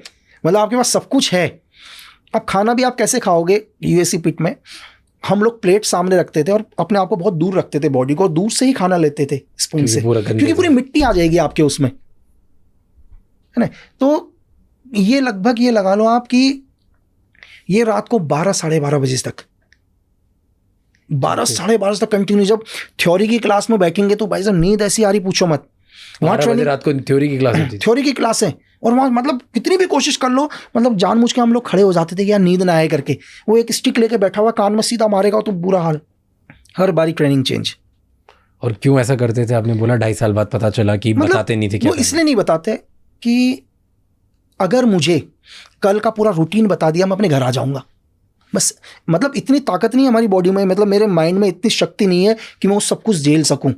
अगर आप अभी यहाँ बैठे हो, मैं आपको बोलूँगा एक काम करते हैं, बोला हाँ चलो रेडी होके आ जाओ नीचे, पीटी ड्रेस में रेडी होके आ जाओ, आप आ जाओगे। अब मैं बोलूँगा आपको यार चल रनिंग कर, आप रनिंग करा, करते करते मैंने आपको 20 किलोमीटर 25 किलोमीटर दौड़ा दिया। मैं अभी आपको बोलूँगा यार 25 किलोमीटर दौड़ने, तो आप तो वैसे मेंटली अरे नहीं आना भाई, अब यही मना हो गए ना। हाँ, तो जब आपने ये ट्रेनिंग करी 2.5 साल, ठीक है, अब उधर 2.5 साल के बाद वहाँ जब ट्रेनिंग में थे, वहाँ कोड रेड करके कुछ होता है? मतलब तो कोड रेड ऐसे एक मूवी में दिखाया था, नेवी सील में होता है। कोड रेड मतलब ऐसा होता है कि जो वीक होते हैं बाकी सब में से, उनको बाकी आपस के लोग काफी पनिशमेंट करते हैं और उसमें बुली करते हैं, और वो उसमें क्या है वो आपको मैं बताता हूँ। एक्चुअली क्या होता है, ये वहाँ फर्स्ट वीक के अंदर हम लोगों को चेक करते हैं, सबका रिजल्ट जाता है ग्रुप कमांडर के पास। हर बंदे का एक रिजल्ट होगा, जो रिजल्ट जाएगा कि उसका फिजिकल कैसा है, वो मेंटली कैसा है। तो रिजल्ट बनने के बाद जो वहाँ का बेस्ट होगा, जैसे 100% वाला है, उसको 40% का बड्डी पेयर दे देंगे। मेरी बात समझे? अब रीजन क्या है, उसको मुझे लेके आना है। मैं रनिंग कर रहा हूँ, अगर मैं आज 20 किलोमीटर रनिंग कर रहा हूँ और मैं एक्सीलेंट आ गया, मेरा एक्सीलेंट तब तक नहीं माना जाएगा तब तक मेरा बड्डी पेयर वहाँ नहीं पहुँचेगा। मेरा काम है उसको लेके आना। नहीं, बट पनिशमेंट नहीं होती जो वीक होते हैं उनके लिए? नहीं, वो जो वीक है उसके लिए वही पनिशमेंट होगी ना, मैं उसको घसीट के ला रहा हूँ। उससे ज़्यादा पनिशमेंट क्या होगी? मैं लात मार मार के लेके आ रहा हूँ कि तेरी वजह से मैं फेल हो रहा हूँ यार, क्योंकि तेरी वजह से मैं ट्रेनिंग नहीं कर पाऊंगा। वो कहेगा भाई मैं नहीं आ रहा करके। एग्जाम्पल के लिए वो दौड़ा, रनिंग करी उसने, और 15 किलोमीटर के बाद वो बोलता तू जा, मैं नहीं आऊंगा। यार मैं क्या करूंगा तेरे बिना ना जाकर, मैं तो वैसे ही फेल हूं ना। तो ऑलरेडी पनिश है उसके लिए, और पनिश उसके लिए भी है, मेरे लिए भी है। कई बार मुझे उसका वेट भी लेके चलना पड़ रहा है क्योंकि मुझे पास होना है। और लेकिन वहां पे बुली नहीं होता कोई? क्या चीज होता है सर, बहुत कोशिश करते हैं लोग बिल्कुल बिल्कुल चमकाने की, बुली करने की, कुछ तो करते होंगे डेफिनेटली। क्या करते हैं? जैसे कोई जैसे करता होगा, क्या है मैं आपको बताता हूँ, रैगिंग करते होंगे? नहीं, रैगिंग तो नहीं होता है, लेकिन इसमें क्या है, रैगिंग ही समझ लो आप कि एक एग्जांपल के लिए क्या है, इंस्ट्रक्टर है अभी, वो बोलेगा ठीक है एक काम करो, मैं आ रहा हूँ थोड़ी देर में, आप 200 पुशअप लगाओ। वो 200 पुशअप तो कौन लगाना है, लेकिन वो नजर रखेगा कि किसकी वजह से सबको वो करना है करके। ठीक है, अब जैसे एक मेरे ऊपर इंस्ट्रक्टर की नजर है, किसी की है, वो देख रहा है मैंने पुशअप नहीं लगाए करके कंटिन्यू, मैं सिर्फ 15 के बाद ही रुक गया। अब वो मेरे को बोलेगा आएगा थोड़ी देर में, बोला सबने ईमानदारी से किया, बोला हाँ। अब मेरे को बोलेगा हाँ भाई चेस्ट नंबर होता है, तो बोला चेस्ट नंबर सामने आ जा करके, बोला कितने लगाए करके। अब भाई इतने ही लगाए, उसको तो पता है, गिनती के बता देगा तूने इतने लगा रखे हैं। अब बोलेगा इसकी वजह से एक काम करो, तुम 100 पुशअप और लगाओगे करके सारे। अब सब किसके ऊपर गुस्सा हुए? मेरे ऊपर हुए, क्योंकि मेरी एक की वजह से उनको क्या करना पड़ा, 100 एक्स्ट्रा करना पड़ा। ये तो फिजिकल ट्रेनिंग हो गई, राइट। फिजिकल ट्रेनिंग के अलावा मेंटल ट्रेनिंग भी कुछ देते हैं? हाँ बिल्कुल सर, देखो मेंटल, फायरिंग, नेविगेशन, दुनिया भर की ट्रेनिंग। मतलब देखो फिजिकल तो फिजिकल ही है नॉर्मली। फिजिकल ट्रेनिंग के अलावा क्या है कि स्किल्स, आपको एक्सप्लोजिव, नेविगेशंस, आपको फायरिंग। और फायरिंग भी नॉर्मल फायरिंग नहीं सर। नॉर्मल फायरिंग तो क्या हो गया कि आप फायरिंग रेंज में गए, ठीक है, आप फायरिंग रेंज में मतलब 100, 200, 300 मीटर पर फायरिंग करा, वो नहीं। आप क्या करोगे, आप बीओसी को क्रॉस करोगे। मतलब पहले आप इतने थक चुके होंगे, जैसे सुबह मैंने आपको बोला कि अर्ली मॉर्निंग आपकी पीटी होगी, पीटी होने के बाद आप बहुत थक चुके होंगे पहले से ही, ठीक है। और थकने के बाद आपको बीओसी कराया जाएगा। बीओसी कराने के बाद आपको एक टाइमिंग डिसाइड होगा, ठीक है। बीओसी के बाद यूएससी में जाओगे आप, असल्ट ऑब्स्टिकल कोर्स होता है उसमें ओनली यार 5 या 6 ऑब्स्टिकल्स होते हैं शायद, तो और बहुत कम टाइमिंग है उसका, 5 या 6 टोटल टाइमिंग 6 मिनट के समथिंग का टाइमिंग है। इस 6 मिनट में 1 किलोमीटर या 800-900 मीटर के समथिंग में ऑब्स्टिकल बने हुए हैं 6। आप सारे ऑब्स्टिकलों को क्रॉस करोगे, और ऑब्स्टिकल को क्रॉस करने के बाद आपका वेपन वहाँ रखा होगा, ठीक है। कोई भी एक वेपन, चाहे M16 हो या AK कोई भी हो, आप वेपन को उठा के आपको टारगेट मारना है। आपका वेपन होल्ड ही नहीं कर पाओगे आप इतने थक चुके होगे, आप होल्ड नहीं कर पाओगे वेपन को। जब पहले दिन आप करोगे क्या फायर करूं करके, है ना, क्योंकि आप आपकी बॉडी इतना आपका मतलब जवाब दे चुकी है, जवाब दे चुका है, आपका सांस आप नहीं रोक सकते हो। तो आपको फायरिंग करने के लिए किसी भी एक अच्छे फायरर का, कि आपका एम और माइंड एक जगह, यहाँ तो आपका कुछ भी नहीं है सर, आपका माइंड भी उस जगह पर नहीं है, आपका एम भी उस जगह में नहीं है, आपकी बॉडी भी आपका साथ नहीं दे रही है। पहला दिन और जब लास्ट 2 साल का दिन, तो उसमें धरती आसमान का फर्क आ जाता है। जब लास्ट 2 साल के बाद निकलोगे, आपका माइंड भी वहीं पर होता है, आपका आई भी वहीं पर होता है सर, ठीक है, और आपकी बॉडी भी आपका साथ देती है। तो ये सब प्रोसीजर दिन में, नाइट के अंदर आपको कैसे फायरिंग करना है, रात में भी आपके टारगेट लगे हुए हैं, बहुत सारे टारगेट लगे हैं। आपको एक हल्का सा कैंडल नजर आ रहा है, आप 100 मीटर पर हो और आपको छोटी सी एक मोमबत्ती नीचे जली हुई है, उस मोमबत्ती को देख के आपको अपने टारगेट को खत्म करना है, टारगेट के ऊपर गोली मारना है, बाकी आपको कुछ नजर नहीं आएगा, ठीक है। शूट टू किल के ऊपर आप जाओगे, पिस्टल फायरिंग के ऊपर जाओगे, MP5 के ऊपर आप जाओगे। उसमें सिर्फ 4 सेकंड के अंदर क्या होता है, बहुत सारे टारगेट्स होते हैं, मतलब 15-16 टारगेट लगे होते हैं। आप 4 टारगेट आपको दिए होते हैं कि आप 4 टारगेट के ऊपर गोली मारोगे करके। टारगेट्स तो बहुत सारे हैं, और जो टारगेट होगा वो भी आपका, मैं इंडियन टारगेट के हिसाब से बताऊं, रूबिया टारगेट है एक, ठीक है, कि उसमें क्या है, लड़की का फेस, जो एनिमी है उस टारगेट के ऊपर, एनिमी छोटा सा नजर आ रहा है, मतलब इतना सा हेड नजर आ रहा है एनिमी का, पूरा चेहरा भी नजर नहीं आ रहा, और फ्रंट में पूरी लड़की नजर आ रही है। अब आपको 4 सेकंड के अंदर क्या है, वो जो बाकी टारगेट है वो पब्लिक है, सिविलियंस है। 4 टारगेट हैं कि 4 एनिमी हैं जिन्होंने एक लड़की को गन पॉइंट पर लिया हुआ है। आपको 4 सेकंड के अंदर शूट टू किल में, आप अपने पिस्टल को हाथ नहीं पकड़ सकते अभी, आपका पिस्टल लगा होगा और आप हाथ छोड़ोगे, तब तक इंस्ट्रक्टर क्या करेगा, एक विसल होगा, और उसके विसल के साथ आपको हॉलिस्टर खोलना है, पिस्टल निकालना है, पिस्टल को कॉक करना है, और चौथे सेकंड में दोबारा विसल बज जाएगा। सिर्फ 4 सेकंड का टाइमिंग होगा आपके पास। इस 4 सेकंड में आपको उन सबको छोड़ के उस आदमी के हेड पर शूट लगना चाहिए सर। अगर इनमें से किसी भी टारगेट को बीच में गोली लगा, आप माइनस में जाओगे। मतलब एक टारगेट का 5 पॉइंट दिया उन्होंने, आप 20 पॉइंट के 4 टारगेट हैं आपके पास, तो ये इनको तो छोड़ो, बीच में जो लड़की है जिस एनिमी का, वो भी नहीं लगना चाहिए, सिर्फ आदमी को लगना चाहिए। और 4 सेकंड के बाद अगर आपके पिस्टल से गोली निकली तो भी आप माइनस में जाओगे। अब फाइनल एग्जाम वहां तभी पास आउट करोगे सर जब आपके 20 नंबर आएंगे। आप एक गोली नहीं मार पाओगे, आपको तो नजर ही नहीं आएगा वो, पहले आप टारगेट को समझने में आपको टाइम लग जाएगा कि ये बीच के वो इतने सा, एक तो माइनस अलग, मतलब +20 तो बहुत दूर की बात है, -20 जाते हैं स्टार्टिंग में कि सारे कुछ तो। नहीं लेकिन कर फिर पाओगे। इसमें भी आप क्या है सर, जब आप वहां से निकलोगे तो 20 पॉइंट लेके निकलोगे। Secret service, secret service operate कैसे करती सर? देखो, ऑपरेशंस की साइड से या इंफॉर्मेशंस के लिए, दोनों साइड दोनों में बताते हैं। एक चीज क्या है, देखो, कभी इन्फॉर्मेशन से स्टार्ट करते हैं, फिर इन्फॉर्मेशन information मिलने से के बाद करते हैं। ऑपरेट कैसे करते हैं उस पे आएंगे। देखो एक्चुअली क्या होता है कि अभी आप मुद्दा सुन रहे हैं, आजकल न्यूज़ों में मुद्दा चल रहा है कि केजरीवाल को अरेस्ट किया, ठीक है, रैंडमली कुछ ना कुछ एविडेंस को गवर्नमेंट को लगे कि यार हल्का सा एक स्कैम किया है, जो भी उसमें उससे एक पूछताछ हुई, ठीक है, NIA ने पूछताछ करी, किसी ने भी करी, तो लगता है फिर हम पुरानी हिस्ट्री को चेक करना शुरू करते हैं। आदमी क्या करता है, बैक हिस्ट्री को चेक करता है, और बैक हिस्ट्री को कब से चेक करेगा, फैमिली बैक हिस्ट्री से चेक करना शुरू कर देगा धीरे धीरे। अभी कुछ एक रिपोर्ट्स भी आ रहे हैं कि केजरीवाल US वगैरह भी जाते थे, वहाँ मिलते थे। अब सीक्रेट सर्विस एक एक चीज़ पर चेक करेगी कि मिलता किससे था करके। फॉर एग्जाम्पल के लिए हो सकता है कि रैंडमली मेरे से मिले CM बनने से पहले, ठीक है, जब एक ऑफिसर थे, और मेरा जो बैकग्राउंड है वो US में क्या है, क्या मैं US में वहाँ की सीक्रेट सर्विस के साथ हूँ, ठीक है, वहाँ की आर्मी के साथ मेरा कनेक्शन है, तो अगर कंटिन्यू मुझसे मिल रहे हैं तो मेरा कहीं ना कहीं कनेक्शन, उन सब कनेक्शन को जोड़ा जाता है। पहले क्या जोड़ा जाता है, सारे कनेक्शंस को जोड़ा जाता है कि चलो मुझसे मिले, मैं किनसे मिल रहा हूँ, तो लगेगा कि यार नहीं, एक आदमी, एक एग्जांपल बता रहा हूँ यही चीज़ कि एक बंदा उससे मिलता है, उसके कनेक्शन किसके साथ है कंटिन्यू, वहाँ की CIA के साथ है, या ब्रिटेन के सीक्रेट सर्विसेज के साथ है, या रशिया की सीक्रेट सर्विसेज के साथ है, और कंटिन्यू मिलते हैं। फिर हम इसके ट्रांजिशन को चेक करना शुरू करते हैं। तो चलो मिलना भी रैंडमली हो सकता है, ऐसा नहीं कि मिलना भी रैंडमली हो सकता है, और क्यों गए हैं, आज गया आदमी, या 2 महीने के बाद गया, 6 महीने के बाद गया, या इसके फैमिली में कोई गया, तो हर एक्टिविटीज़ पर चेक करी जाती है। ये तो इन्फॉर्मेशन कलेक्ट करना हो गया कि हम पूरी इन्फॉर्मेशन को कलेक्ट करते हैं, और इन्फॉर्मेशन को कलेक्ट करने के बाद लगता है कि नहीं 100% इनोसेंट है या 100% गिल्टी है, तो फिर ऑपरेशन स्टार्ट होता है सर। तो बस बैकग्राउंड चेक करते रहते हैं और सब हिस्ट्री देखते हैं, जहाँ पे हिंट मिल गई, जहाँ कनेक्ट हो गया डॉट, कहीं ना कहीं वहाँ से देखो, कनेक्ट भी कई बार गलती से भी होता है, ऐसा नहीं है, कई बार यूज भी होता है आदमी का। अभी एक फॉर एग्जांपल आजकल बहुत ज़्यादा स्कैम चल रहा है।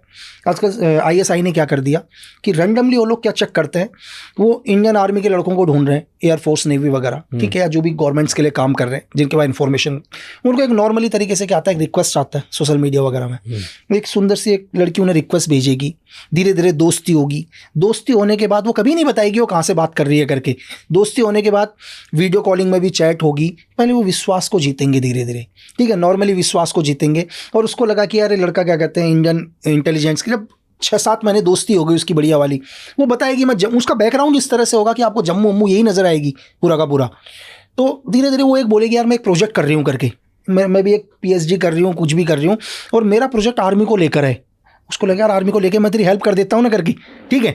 अब वो तो बेचारा उसकी गर्लफ्रेंड है, चीज़ें हैं, वो है, उसको पता ही नहीं उसका यूज़ कैसे हो रहा है, ठीक है, और वो पूरी इन्फॉर्मेशन भी बता रहा है, वो कह मैं अपना प्रोजेक्ट कर रही हूँ करके। तो ऐसा नहीं है यूज़ होता है या जानबूझ के कर रहा है। अभी आप रविंदर शर्मा का आपने नाम सुना होगा, है ना, सेकेंडरी डायरेक्टर RNW के, जो 2001 का इंसिडेंट है, ठीक है। जब RNW को पता चल गया था कि यार हमारे जो ऑफिसर है वो CIA के लिए वर्क करता है करके, ये रविंदर शर्मा से, हाँ, रविंदर शर्मा CIA के लिए, बिल्कुल, अगर आप पढ़ोगे तो आपको पता चलेगा क्या था केस, प्लीज समझाओ। वो हर इन्फॉर्मेशन को CIA तक पहुंचाता था, और एक पावरफुल, और वो रॉ में थे, पावरफुल पोस्ट पर, वेरी पावरफुल पोस्ट पर, लेकिन एकदम से क्या कर सकते थे यार, इतने पावरफुल आदमी के ऊपर हाथ नहीं डाल सकते थे। इनपुट मिली CIA से कि आपका एक आदमी है करके, लेकिन एक आदमी जो इस लेवल पर बैठा हुआ, इतना पावरफुल आदमी है, उसके ऊपर एकदम से हाथ नहीं डाल सकते, क्योंकि उसके इंडिया की भी इन्फॉर्मेशन बहुत स्ट्रांग है पूरी, सेकंड, इतना पावरफुल आदमी है सर, तो कैसे करें करके। फिर उनके क्या किए, जितने भी फोटो स्टेट मशीन्स वगैरह होती थी, सब चीज़ होती थी, उन सबको चेंज किया गया, चिप लगाई गई उसके अंदर, एवरीथिंग। अब वो जितने भी फोटो स्टेट्स वगैरह कर रहे हैं, उसकी 2 कॉपी एक रिजर्व में हो रही है, तो धीरे धीरे पता चला कि हाँ 100% है करके। अब इससे पहले उनको उठाते वो पहले ही निकल गए यहाँ से भाई नेपाल। लेकिन CIA ने भी देखो क्या है कि अगर आप अपने देश के नहीं हुए तो दुनिया आपके ऊपर कभी ट्रस्ट नहीं करेगी। ये आदमी को लगता है कि यार मैं देश के साथ गद्दारी करता हूँ, मुझे वो लोग सराखों में बैठा लेंगे, ऐसा कुछ भी नहीं है भाई।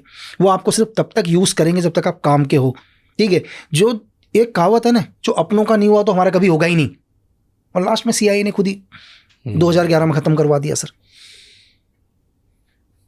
आप बुरा करोगे तो उसका रिजल्ट भी बुरा ही आएगा, कहीं ना कहीं से घूम के आ जाएगा। 100% आप जैसा करोगे कर्मा वैसे घूम के आएगा आपके लिए। तो अब जब हम कर्मा की बात कर रहे हैं, तो कर्मा की बात से आपने क्या क्या किया ऑपरेशंस में, ये बताओ। देखो सर, ऑपरेशंस तो बहुत सारे ऑपरेशन किए हैं। लाइक ऑपरेशन होते कैसे हैं? चलो पहले तो ये बताओ कि अब इन्फॉर्मेशन मिली, एक सीक्रेट सर्विस कैसे ऑपरेट करती है दूसरे देश में जाके।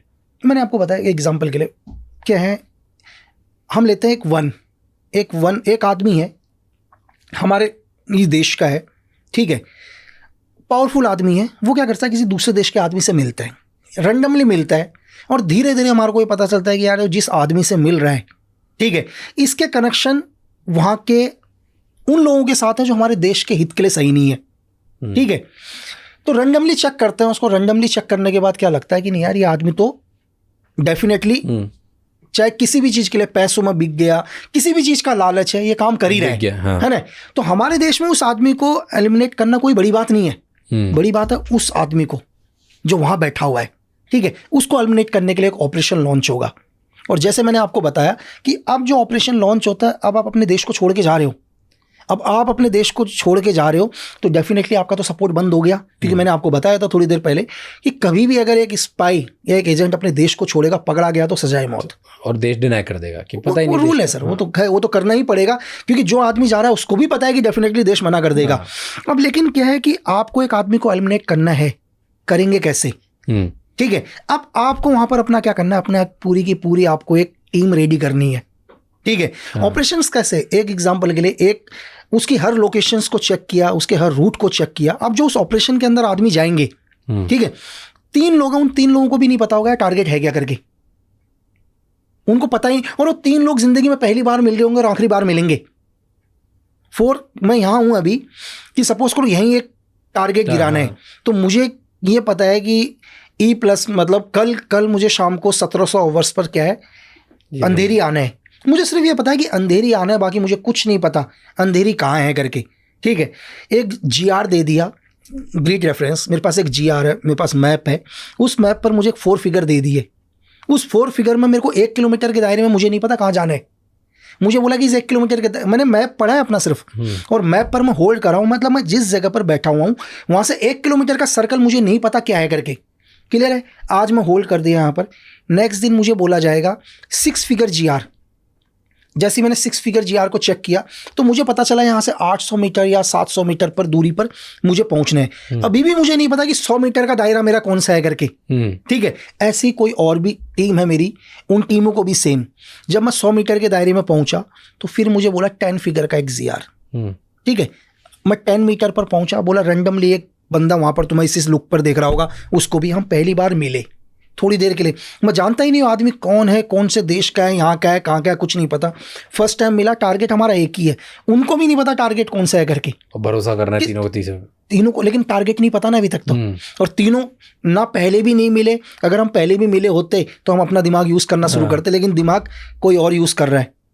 ठीक है, ऑपरेट कहीं और से हो रहा है, हम सिर्फ एक क्या है, रॉबर्ट जो काम कर रहे हैं। देन तीनों मिले, तीनों मिलने के बाद बोला फलाना आदमी देखो सामने से आ रहा है करके। ठीक है, वो कोई और होगा जो उन्हें एक्सेस दे रहा होगा, उसका भी हमें नहीं पता होगा कि उन्हें फॉलो कोई और कर रहा है।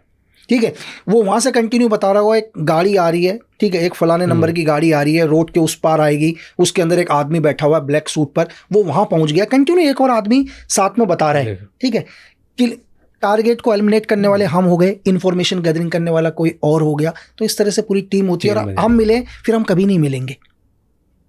वहां से फिर एस्केप चले गए, निकल गए। एस्केप के लिए भी अपना अपना पूरा रूटीन बैठा हुआ है। एस्केप कराने वाला भी एक दूसरा है कि भाई मेरे को बोला तू ए जगह पर पहुंच, तो वो दूसरे वाले को बी जगह, मैं ए जगह पर पहुंचा। ए जगह पर पहुंचने के बाद मुझे मेरे डॉक्यूमेंट्स दिए, जो भी है, जो भी चीज़ दिया, नई आइडेंटिटी दी। उसने बोला कि तू सी जगह पर पहुंच, मैं सी जगह पर पहुंचा।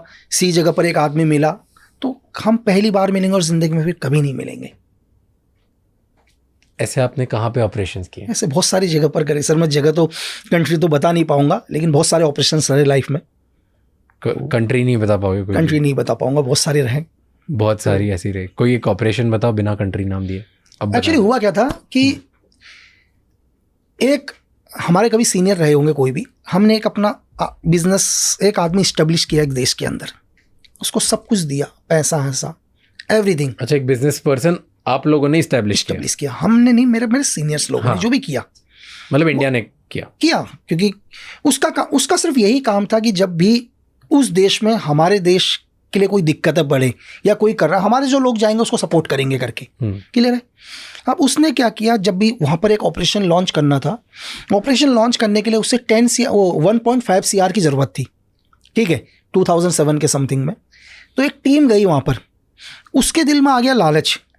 ठीक है, क्योंकि क्या होता है कि गवर्नमेंट भी कभी आदमी को नहीं छेड़ती, हो सकता है 10 साल तक उसको कभी ना छेड़े और ज़िंदगी भर के लिए भी नहीं छेड़ेंगे, इसमें काम नहीं पड़ेगा। तो वो भी शायद रैंडमली भूल गया, कुछ भी हो गया, जब उससे ज़रूरत पड़ी उसके मन में लालच आया और उसने वहाँ की गवर्नमेंट के साथ मिलकर, वहाँ की लोकल पुलिस के साथ मिलकर 3 बंदे मरवा दिए सर, सिर्फ 1.5 CR के चक्कर में। मतलब पैसा देना तो दूर की बात, क्योंकि वेपन्स के साथ टीम थी। अब उनको था यार अपना आदमी ये चीज़ें हैं करके पैसे लेने गए, वहाँ की एक लोकल टास्क फोर्स के साथ तीनों का एनकाउंटर करा दिया। ठीक है, अब उस आदमी को मारना बहुत ज़रूरी था, है ना?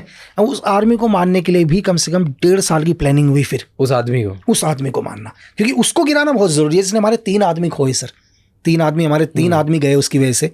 फिर हम उधर गए और जाने के बाद केबल का काम खोला पहले।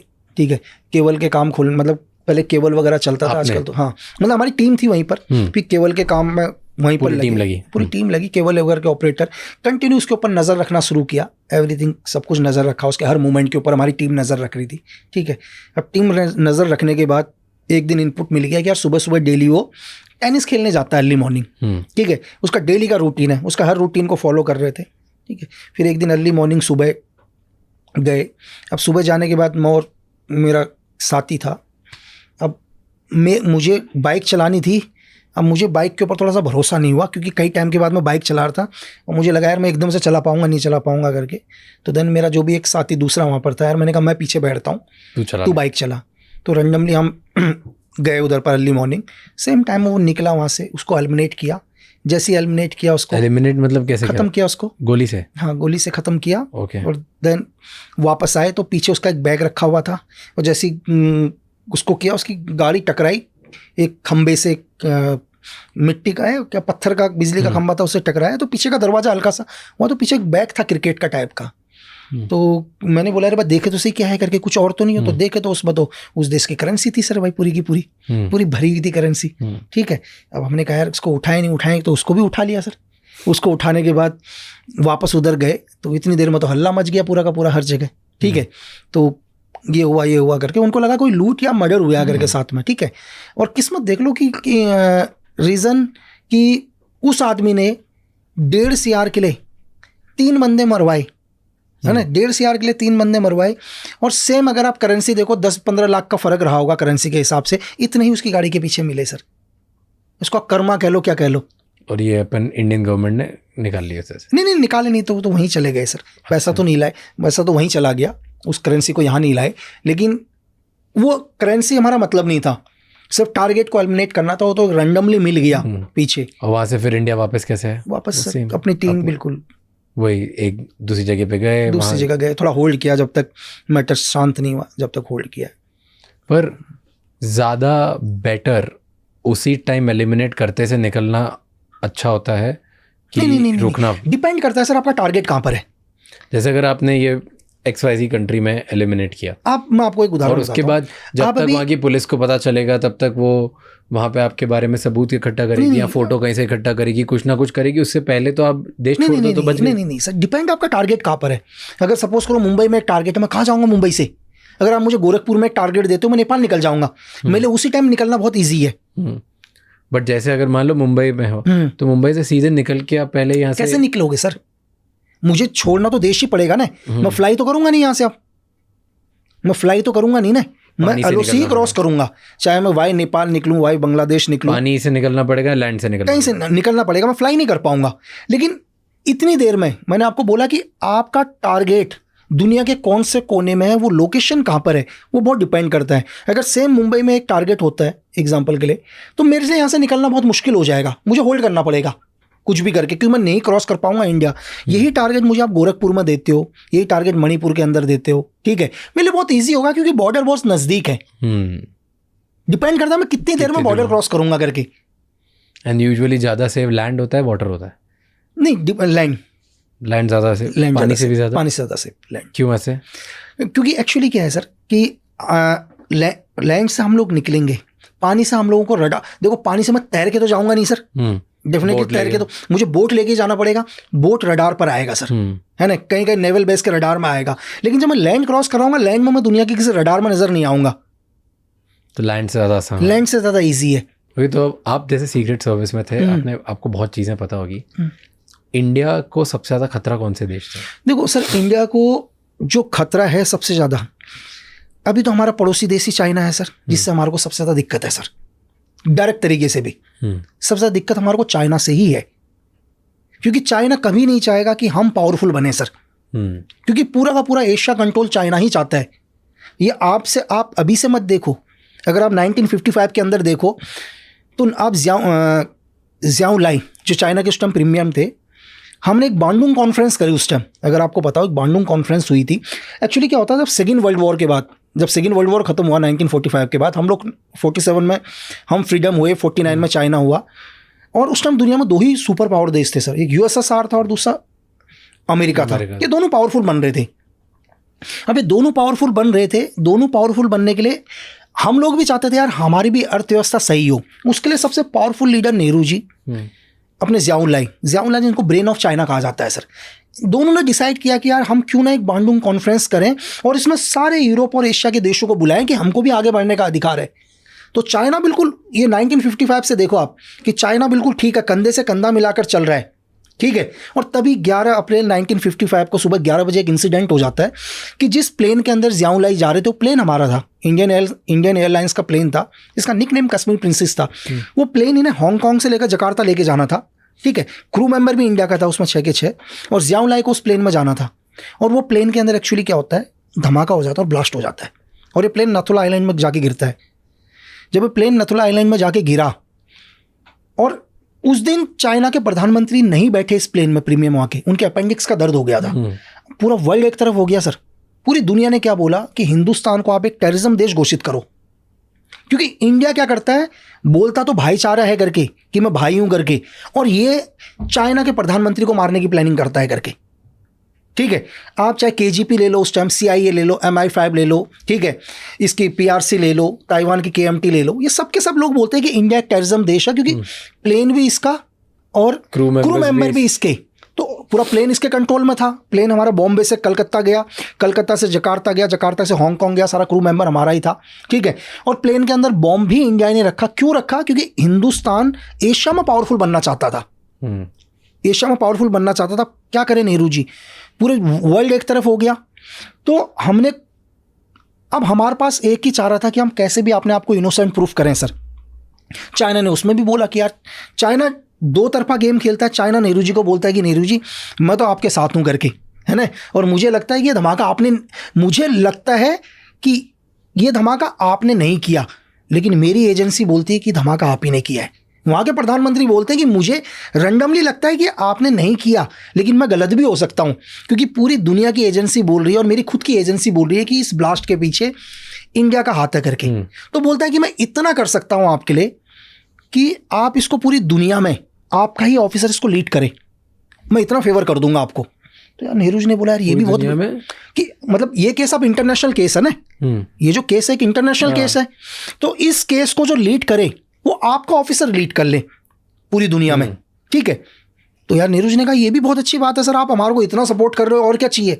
ठीक है, अब हमारे एक ऑफिसर रामेश्वर नाथ काव, जिन्होंने RN के खड़ी करी, जिन्होंने लास्ट में रॉ खड़ी करी थी सर, RNW खड़ी करी उन्होंने, वो जाते हैं जब उस केस का इन्वेस्टिगेशन करना शुरू करते हैं ना सर, जब थ्योरी निकलती है लास्ट में, तो थ्योरी में पता चलता है कि इस धमाके के पीछे ताइवान का हाथ था, अमेरिका ने डेटोनेटर दिया था, रशिया को पूरा पता था क्या हो रहा है करके, और खुद चाइना के प्रधानमंत्री को 6 घंटे पहले पता चल गया था कि प्लेन के अंदर बॉम्ब रखा हुआ है करके, लेकिन चाइना के प्रधानमंत्री ने बोला कि धमाका होने दो करके। ठीक है, मतलब इस धमाके को आप होने दो। क्यों? क्योंकि ये धमाका होगा तो मैं हिंदुस्तान का तो नाम आएगा ही आएगा, हिंदुस्तान तो बैकफुट में जाएगा ही, मेरा सबसे बड़ा दुश्मन ताइवान वो खत्म हो जाएगा। अमेरिका ने डेटोनेटर दिया, अमेरिका हमेशा के लिए चुप हो जाएगा ताकि मैं आगे वीटो पावर लूंगा। ठीक है, चाइना का गेम। और जब कि चाइना ने क्यों फेवर किया, एक सबसे बड़ा क्वेश्चन ये है कि लोगों ने उस टाइम बोला कि यार चाइना ने ये फेवर क्यों कर दिया कि हिंदुस्तान का एक ऑफिसर इसको लीड करे। उसके पीछे की कहानी सुनो, क्योंकि चाइना को ये लगता था कि दुनिया में सबसे बेवकूफ़ लोग हिंदुस्तानी हैं। अगर कोई अमेरिकन CIA का इसको लीड करेगा, KGP का लीड करेगा, MI5 का लीड करेगा तो खोल देगा। लगा हिंदुस्तान का तो सारे बेवकूफ़ है, जैसा चाहूँगा वैसा घुमाऊंगा फुटबॉल की तरह। तो मदद भी इसलिए करी ताकि कभी केस ना खुले करके। तो ये उस टाइम का चाइना है सर। और ये कैसे पता आपको? ये बहुत ओपन है? नहीं ओपन नहीं है, कि तो पता है मेरे को पूरी इसकी थ्योरी सर। क्या बात है। तो अब 1955 से हैं, सोच लो आप। और वो एक ऐसा इंसिडेंट था जिस इंसिडेंट से सर अमेरिका को ताइवान के साथ अपना समझौता तोड़ना पड़ा सर, और वीटो पावर देना पड़ा आगे चाइना को। एक इंसिडेंट, क्योंकि डेटोनेटर अमेरिका का था सर, उस बॉम्ब में यूज़ किया हुआ डेटोनेटर अमेरिका का था। सिर्फ बस अमेरिका ने सिर्फ एक ही क्वेश्चन बोला उस टाइम, जब चाइना ने अमेरिका के ऊपर भी ब्लेम किया कि ये बॉम्ब तुमने दिया है। अमेरिका ने बोला नहीं, बोला कि डेटोनेटर मेरा है, मैं मानता हूं, लेकिन बॉम्ब के अंदर 3 चीज़ें और हैं। एक्सप्लोजिव लगा हुआ है, पावर सोर्स लगा हुआ है, ठीक है, मैकेनिज्म लगा हुआ है। ये 3 चीज़ कौन से देश के हैं ये भी तो बताओ। चलो डेटोनेटर तो बोला कि हो सकता है मेरे देश का हो, कोई यहाँ से लेके गया हो, लेकिन ये ऐसा इंसिडेंट था कि अमेरिका को ताइवान के साथ अपना समझौता तोड़ना पड़ा। और ब्रेन चाइना का देखो ना, कि एक आदमी ने बैठकर इस प्लेन के अंदर आई थिंक 19 लोग थे सर, क्रू मेंबर लगा के। 19 में से 17 ऑन द स्पॉट खत्म हो गए थे। 17 आदमियों की कुर्बानी दी, अपने खुद के लोगों की भी कुर्बानी दी। चाइना के खुद के कम से कम 6 या 7 डेलीगेट चाइना के मारे गए सर। सिर्फ क्यों? क्योंकि दुनिया में पावरफुल बनने के लिए अपने लोग मरवा दिए, अपने पावरफुल लोग मरवा दिए, ताकि वो ये इस चीज को यूज करे, इस चीज को यूज करे। इसके 2 फायदे। पहला फायदा क्या, उसका ताइवान तो खत्म ही हो गया ना सर। ताइवान KMT खत्म करवा दी पूरी की पूरी। उसके बाद कभी चाइना के ज़ियाओलाई के ऊपर कोई अटैक नहीं हुआ। अमेरिका कभी नहीं बोल पाया, क्योंकि अमेरिका ने अगर चाइना के खिलाफ उस टाइम कुछ भी बोलता तो बोला तुमने तो मेरे को मरवाने की प्लानिंग करी। अब अमेरिका को बैकफुट में होना पड़ गया उस एक इंसिडेंट के चक्कर में, ठीक है। बेचारा उसने सोचा कि हिंदुस्तान को भी मैं करूँ करके, कि हिंदुस्तान भी एक टेररिज्म देश में आ जाएगा। वो तो इंडिया ने अपने आप को इनोसेंट प्रूफ कर दिया सर। तो आप सोच सकते हैं मतलब किस लेवल पर आज क्यों दिक्कत हो रही है चाइना को हमारे देश से, क्योंकि उनको लग रहा है एक पावरफुल लीडर आ गया भाई। दिक्कत इसलिए तो है ना, इससे पहले तो कोई दिक्कत नहीं थी, ना चाइना को दिक्कत हो रही थी ना दूसरे देशों को दिक्कत हो रही थी। आज दिक्कत इसलिए हो गई क्योंकि एक आदमी आ गया भाई, पावरफुल आदमी आ गया, कुछ भी कर देगा। दिक्कत लीडर से है। हिंदुस्तानी तो वही हैं जो पहले थे, हिंदुस्तानी कोई फर्क नहीं पड़ा, वही लोग हैं सर। लेकिन एक आदमी के आने से दिक्कत पड़ गई।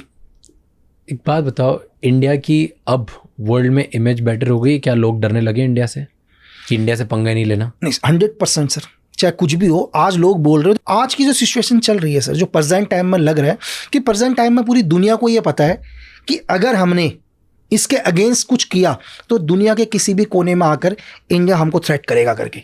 चाहे हम दुनिया के किसी भी देश में हो, हम सेफ नहीं है। अगर हम देश के खिलाफ जाएंगे, इंडिया के लिए हम कुछ करेंगे। अच्छा, इस गवर्नमेंट की बात करने पे मुझे एक क्वेश्चन याद आया कि आप सिक्योरिटी ऑफिसर रह चुके हो प्राइम मिनिस्टर के। क्या होती है वो पोजीशन और कौन से प्राइम मिनिस्टर के थे आप? सर मैं जिस टाइम एक्चुअली जब मैं एनएसजी कवर में हुआ करता था, एनएसजी कवर की आईडी थी, तो मैं कई मिनिस्टर्स के साथ रहा जिनको भी जेट प्लस कवर है। वो डिपेंड नहीं करता एक्चुअली जेट प्लस क्या है। जरूरी नहीं है कि आप कोई मिनिस्टर ही हो या प्राइम मिनिस्टर हो, जो भी हो। अगर लगता है इस देश को कि आपके जाने से हमारे देश को नुकसान हो सकता है करके, ठीक है, तो आपको Z plus cover black cat का दिया जाएगा। ये ज़रूरी नहीं है कि आप किसी देश के प्राइम मिनिस्टर हो या एक्स प्राइम मिनिस्टर हो या किसी स्टेट के चीफ मिनिस्टर हो, नहीं। एक आप नागरिक भी हो सकते हो। आपने अपने देश के लिए क्या योगदान दिया और आपके जाने से क्या है। इसका एक छोटा सा एग्जाम्पल है अश्वनी कुमार, पंजाब केसरी के मालिक। बहुत कम लोगों को पता होगा शायद कि 2018 तक या 19 तक, एग्जैक्ट मेरे को फिगर नहीं पता, पर उनको भी ब्लैक कैट कवर एनएसजी लागू थी सर। क्यों थी? जेट प्लस वो भी एनएसजी कवर। जेट प्लस तो बहुत सारी हैं सर, जेट प्लस में भी एनएसजी कवर बेस्ट। तो वो क्यों थी? क्योंकि जब ऑपरेशन ब्लू स्टार हुआ, खालिस्तानी मूवमेंट हुआ, तो अश्वनी कुमार वो थे जिन्होंने इस पंजाब की जनता को ये बताया कि भाई ये लोग गलत हैं करके, ये नहीं है इंडिया के साथ, आप इनका साथ मत दो। उस आदमी ने अपने अखबार के माध्यम से पूरी पंजाब की आवाम को ये बताया कि आप अगर खालिस्तानियों का सपोर्ट करोगे तो ये आने वाले टाइम में आपके लिए, आपकी आने वाली जनरेशन या आप लोगों के लिए गलत होगा करके, ठीक है। तो इस काम से क्या हुआ, हिंदुस्तान को बहुत बेनिफिट हुआ, लोग टेररिज्म की ओर कम गए। तो अश्वनी कुमार की भी जान को खतरा था खालिस्तानियों से हमेशा। तो जिस आदमी ने देश के लिए इतना योगदान दिया, तो भारत सरकार ने भी उनको एनएसजी कवर दिया, जेट प्लस कवर उनको भी दिया। और इस बात का पैसे लेती है गवर्नमेंट? नहीं, इस चीज़ का कोई पैसा नहीं होता है सर। जैसे एक्चुअली क्या आजकल के टाइम में कोई भी आदमी पुलिस का एक गार्ड ले लेता है, पैसे लेता है। नहीं। अगर एनएसजी कवर डिसाइड करता है या आपको RNW या IB डिसाइड करेगी सर। अगर फॉर एग्जाम्पल के लिए कल आप बोलते हो कि मुझे एनएसजी कवर चाहिए करके, तो होम मिनिस्टर ये डिसाइड करेगी कि रियल में आपको एनएसजी कवर की ज़रूरत है या नहीं है, ठीक है। कि मतलब सपोज करो राज के जाने से इस देश को क्या नुकसान है करके, इस देश में क्या हो सकता है आपके जाने से। तो इसके लिए IB और RNW 2 साल एनालाइज करेंगे सर, और उनकी एक कंबाइंड रिपोर्ट जाएगी होम मिनिस्ट्री को, और दोनों की रिपोर्ट को चेक करने के बाद ये डिसाइड, अगर दोनों की रिपोर्ट ही कहती है कि नहीं आपको एनएसजी कवर देना चाहिए, तो आपको एनएसजी कवर मिलेगा सर। एनएसजी कवर के बाद 99.9% सेफ होता है इंसान? नहीं सर, देखो एनएसजी कवर के बाद भी अगर आप इंसिडेंट देखो तो एक ही इंसिडेंट हुआ है देश में, पंजाब के CM बैन सिंह के ऊपर ही जो इंसिडेंट हुआ था, ठीक है। वो भी इंसिडेंट क्या हुआ, एक्चुअली उनकी गाड़ी के अंदर एक्सप्लोजिव जहाँ भी उनकी गाड़ी होती थी। एनएसजी कवर भी क्या है सर, एनएसजी कवर का काम है मोबाइल सिक्योरिटी, ठीक है। आप किसी को भी अगर एनएसजी कवर है किसी के पास भी, एग्जाम्पल के लिए अभी उत्तर प्रदेश के मुख्यमंत्री योगी आदित्यनाथ सर के पास भी एनएसजी कवर है। तो एनएसजी कवर का काम क्या है कि जब भी योगी सर अपने घर से निकलें किसी भी जगह पर, तो एनएसजी का काम है मोबाइल सिक्योरिटी देना, उनको मोबाइल सिक्योरिटी को प्रोवाइड करना, दोबारा उनके घर तक छोड़ने की जिम्मेदारी एनएसजी कवर की है सर। लेकिन जब वो अपने घर पर हैं तो उनकी जो लोकल स्टेट की पुलिस है या CRPF है या जो भी पैरामिलिट्री फोर्स उनको मिली है, वो सिक्योरिटी देगी उसमें, ठीक है, जब भी मूवमेंट होगा वो ओनली मोबाइल मूवमेंट क्या होगा, वो एनएसजी कवर का मोबाइल मूवमेंट होगा।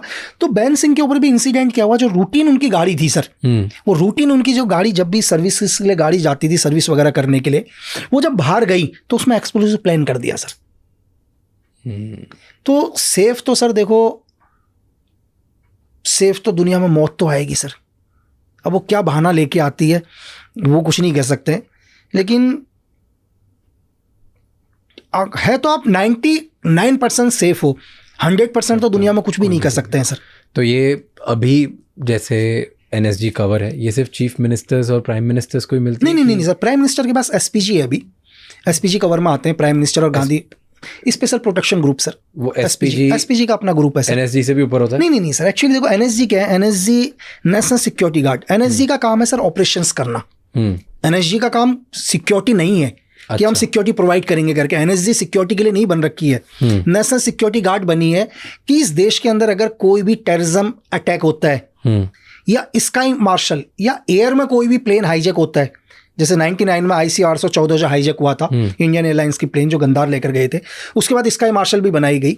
एनएसजी का काम है ओनली काउंटर ऑपरेशन लैंड और स्काई में। एनएसजी बनी इसके लिए है सर, एनएसजी नहीं बनी है सिक्योरिटी के लिए। लेकिन एनएसजी है तो सिक्योरिटी दे रहे हैं। अगर कल सपोज करो कोई भी काउंटर अटैक होता है, टेररिज्म होता है, तो एनएसजी की सिक्योरिटी को विड्रॉल कर दिया जाएगा सर। जब वो देश में नहीं कर रहे हैं कोई ऐसा, तो कहीं ना कहीं काम लेने के लिए उनको सिक्योरिटी में लगाया गया है, जो भी एसआरजी ग्रुप है उनका। और एसपीजी ओनली सिक्योरिटी के लिए ही बनी है सर। एसपीजी सिर्फ सिक्योरिटी के लिए ही बनी है, उनको ट्रेन ही सिर्फ सिक्योरिटी के लिए, सिर्फ सिक्योरिटी के लिए ही बना है सर। ओके, सो अभी जो योगी जी के पास है वो एनएसजी है, एनएसजी कवर है योगी जी के पास। और शायद हिंदुस्तान में 16, 17 या 20 आदमियों के पास होगी sir NSG cover. NSG cover. Okay, जैसे ना एक मैं वेब सीरीज़ देख रहा था, मुझे नाम याद नहीं उस सीरीज़ का, पर उसमें ऐसा होता है कि जो प्रेसिडेंशियल सिक्योरिटी होती है, जैसे बाहर के देशों में प्रेसिडेंट्स वगैरह के लिए भी सेम सॉर्ट ऑफ सिक्योरिटी होती है, राइट? तो उसमें ऐसा होता है कि एक शूटर्स होते हैं और एक प्रोटेक्टर्स होते हैं। तो एक पूरी आपकी जो सिक्योरिटी होती है, जैसे मान लो अगर 60 लोगों की सिक्योरिटी है, 50 लोगों की सिक्योरिटी है, उस 50 लोगों की सिक्योरिटी में कुछ लोगों को पता होता है कि कौन प्रोटेक्टर्स हैं और कौन शूटर्स हैं। तो जैसे क्या होता है कि अगर कभी भी क्योटिक सिचुएशन होती है तो जो प्रोटेक्टर्स होते हैं वो शील्ड बना देते हैं उस आपके प्रोटेक्टेड पर्सन के सामने। फॉर एग्जांपल अगर प्रेसिडेंट है तो उसके आसपास वो शील्ड बना देंगे। बात समझ गया। और जो शूटर्स हैं वो साइड से जाके पोजीशन ढूंढते हैं कि भाई ये अगर गन आ रही है, क्योस हो रहा है, तो वो कहाँ से आ रहा है, उनको जाके काम होता है कि सामने वाले को अनाम करो या उस सिचुएशन को कंट्रोल में लेके आओ। और प्रोटेक्टर्स का काम सिर्फ होता है प्रोटेक्ट करना। तो ऐसा अपने इधर भी होता है कि शूटर और प्रोटेक्टर अलग अलग पोजिशन होती है। कि आपको लगता है कि कोई भी एक आदमी है जिसको जेट प्लस है, इसके रिंग्स डिवाइड होते हैं सर। रिंग्स मतलब? रिंग्स डिवाइड होते हैं। अब हम आते हैं सबसे आउटर रिंग्स में। सपोज करो अभी आउटर रिंग्स मतलब क्या? मैं वही बता रहा हूँ आपको। योगी आदित्यनाथ को Z plus black cat cover है, सिर्फ आपको यहाँ ब्लैक कैट कवर नजर आ रहा है, एनएसजी कवर। जो आउटर रिंग्स होगा, उस आउटर रिंग्स का ये काम है इस पूरे वर्ल्ड में, दुनिया में ये पता करना कि योगी आदित्यनाथ के खिलाफ कौन है। चाहे वो पाकिस्तान में होगा, चाहे अमेरिका में होगा, चाहे ब्रिटेन में होगा, चाहे चाइना में, उन लोगों का एक ही काम है सर। क्या काम है? योगी आदित्यनाथ के बारे में पता करना कि कौन से देश से इनको थ्रेट है। Outer ring. फिर नेक्स्ट रिंग के ऊपर आ जाते हैं हम लोग। पूरे हिंदुस्तान के हर स्टेट में आदमी गए होंगे सर इनर रिंग से अंदर, चाहे आप आईबी के हो, किसी के भी हो, जिनका एक ही काम है कि इस देश में कौन सा स्टेट में योगी आदित्यनाथ के लिए गलत सोच रहे हैं, थ्रेट है, क्लियर है। फिर हम उसके स्टेट में आ जाते हैं सर, देश को हटा के स्टेट में आते हैं। तो लोकल इंटेलिजेंस यूनिट जो होगा उस स्टेट का, उनका हर डिस्ट्रिक्ट में लोग होंगे जो सिर्फ ये पता करेंगे कि इनके लिए किस डिस्ट्रिक्ट के लोग क्या भावनाएं रखते हैं, कौन लोग क्या सोचते हैं। ठीक है सर। अब आ जाते हैं हम योगी आदित्यनाथ के पर्टिकुलर्स में। पूरा का पूरा पैरामिलिट्री फोर्स का एक सिक्योर रिंग होगा सर, जहां पर पूरी कंपनी लगी होगी। ठीक है। उसके घर पर मैं आपको बता रहा हूं पूरा का पूरा। ठीक है। अब आ जाते हैं हम, जैसे ही अपने घर से निकलते हैं, एनएसजी कवर सिर्फ इनर कवर हो गया सर। मेरा काम है सिर्फ उनको सेफ लेके जाना। मेरे से बाहर पूरी सीपीटी, पूरी फोर्स लगी पड़ी है सर। ठीक है। मेरा काम नहीं है फाइट करना, मेरा काम है सिर्फ उनको, अगर कुछ भी इंसिडेंट होता है वहां से एस्केप करना, उनको किसी तरह से कवर करके भगाना। फाइटर ग्रुप्स अलग है सर, सारे ग्रुप्स डिवाइड हैं। ठीक है, कि उनको सेफ निकालने का अलग ग्रुप है, फाइटर ग्रुप्स कौन होगा वो अलग है, अंगेज कौन करेगा वो अलग है, उसका पीछा कौन करेगा वो अलग है, उनका अल्टरनेटिव रूट कौन सा वो है। हर वीआईपी के अल्टरनेटिव रूट्स होते हैं सर पूरे के पूरे, कि कहाँ से हमें निकलना है, कहाँ से क्या करना है। डिफरेंट रिंग्स है, है ना, ये पूरा प्रोसीजर है। हर आदमी का अपना अलग काम है। मेरा काम क्या है, मेरा काम है सीधे वहां से निकालना, दूसरे का काम है फायर देना, तीसरे का काम है उसके ऊपर काउंटर अटैक देना, चौथे का काम है पूरा कॉर्डन करना। सब अलग अलग डिवाइड है सर, बड़ा रिंग्स होते हैं बहुत सारे। तो जैसे एग्जैक्टली मैं यही समझ नहीं हाँ, मैं आपको मैंने शॉर्ट में बताया, तो ये एक थ्योरी है पूरी की पूरी। क्योंकि वो जो सीरीज थी उसमें यही दिखा रहे थे कि प्रेसिडेंट्स को सिक्योर कैसे करा जाता है। ये सब का अगर उनके ऊपर ये भी है कि उनके ऊपर जैसे फायर आएगा एक कॉर्डन बन जाएगा आदमी का, आदमी कवर कर लेंगे उनको, वो सेफ हो जाएंगे, चारों तरफ से आदमी कवर हो जाएंगे, उनको सेफ निकाल के लेके जाएंगे, टारगेट नजर नहीं आएगा। एग्जैक्टली एग्जाम्पल के लिए कि ये एक टारगेट है, ये हमारा पीपी है, इस एरिया से फायर आया तो यहाँ आदमी का एक पूरा कवर बन जाएगा, पूरा पूरा निकालेगा इनको। ठीक है, दूसरे का काम होगा उनके ऊपर काउंटर करना, फिर उसके लिए पूरी टीम अलग है, उनके लिए पूरी डिफरेंट टीम है बहुत सारी। एग्जैक्टली तो वही मतलब उस सीरीज में यही दिखाया गया था कि शूटर्स अलग होते हैं जो इंगेज और शूट करते हैं, प्रोटेक्टर्स अलग होते हैं जो प्रोटेक्ट करते हैं, ड्राइवर्स अलग डेडिकेटेड होते हैं कि डिफरेंट, हर गाड़ी रेडी होनी चाहिए, 6 गाड़ियां रेडी होती हैं, गाड़ी खाली भी होंगी, अलग भी होंगी गाड़ी, एक गाड़ी साथ में और चल रही होंगी, अगर गाड़ी हमें चेंज करनी पड़ जाए हम किसी और गाड़ी पर भी जाएंगे। 6 गाड़ियां अलग अलग जगह 6 होती है, जिनमें से 5 विजिबल होती है और एक पता भी नहीं होता, एक सिविलियन की कार होती है, वहां पर भी होते हैं। एंड देन एक नेगोशिएटर भी फुल टाइम चलता है, अपने इधर भी नेगोशिएटर होता है। नहीं बिल्कुल 100%। क्योंकि वो बहुत इंटरेस्टिंग था मेरे लिए देखना कि जो नेगोशिएटर्स भी साथ में चलते हैं, कि अगर इन सब के बाद भी कोई फंस गया बिल्कुल बिल्कुल तो उधर उस सिचुएशन में फुल टाइम उनके साथ नेगोशिएटर्स होना चाहिए जो स्पेशल नेगोशिएशन के लिए ट्रेन होने चाहिए कि उस पर्टिकुलर सिचुएशन निकाला कैसे जाए। मैं आपको बता रहा हूँ ना, गोरखपुर में एक शादी थी, मैं राजनाथ सर के साथ गया हुआ था।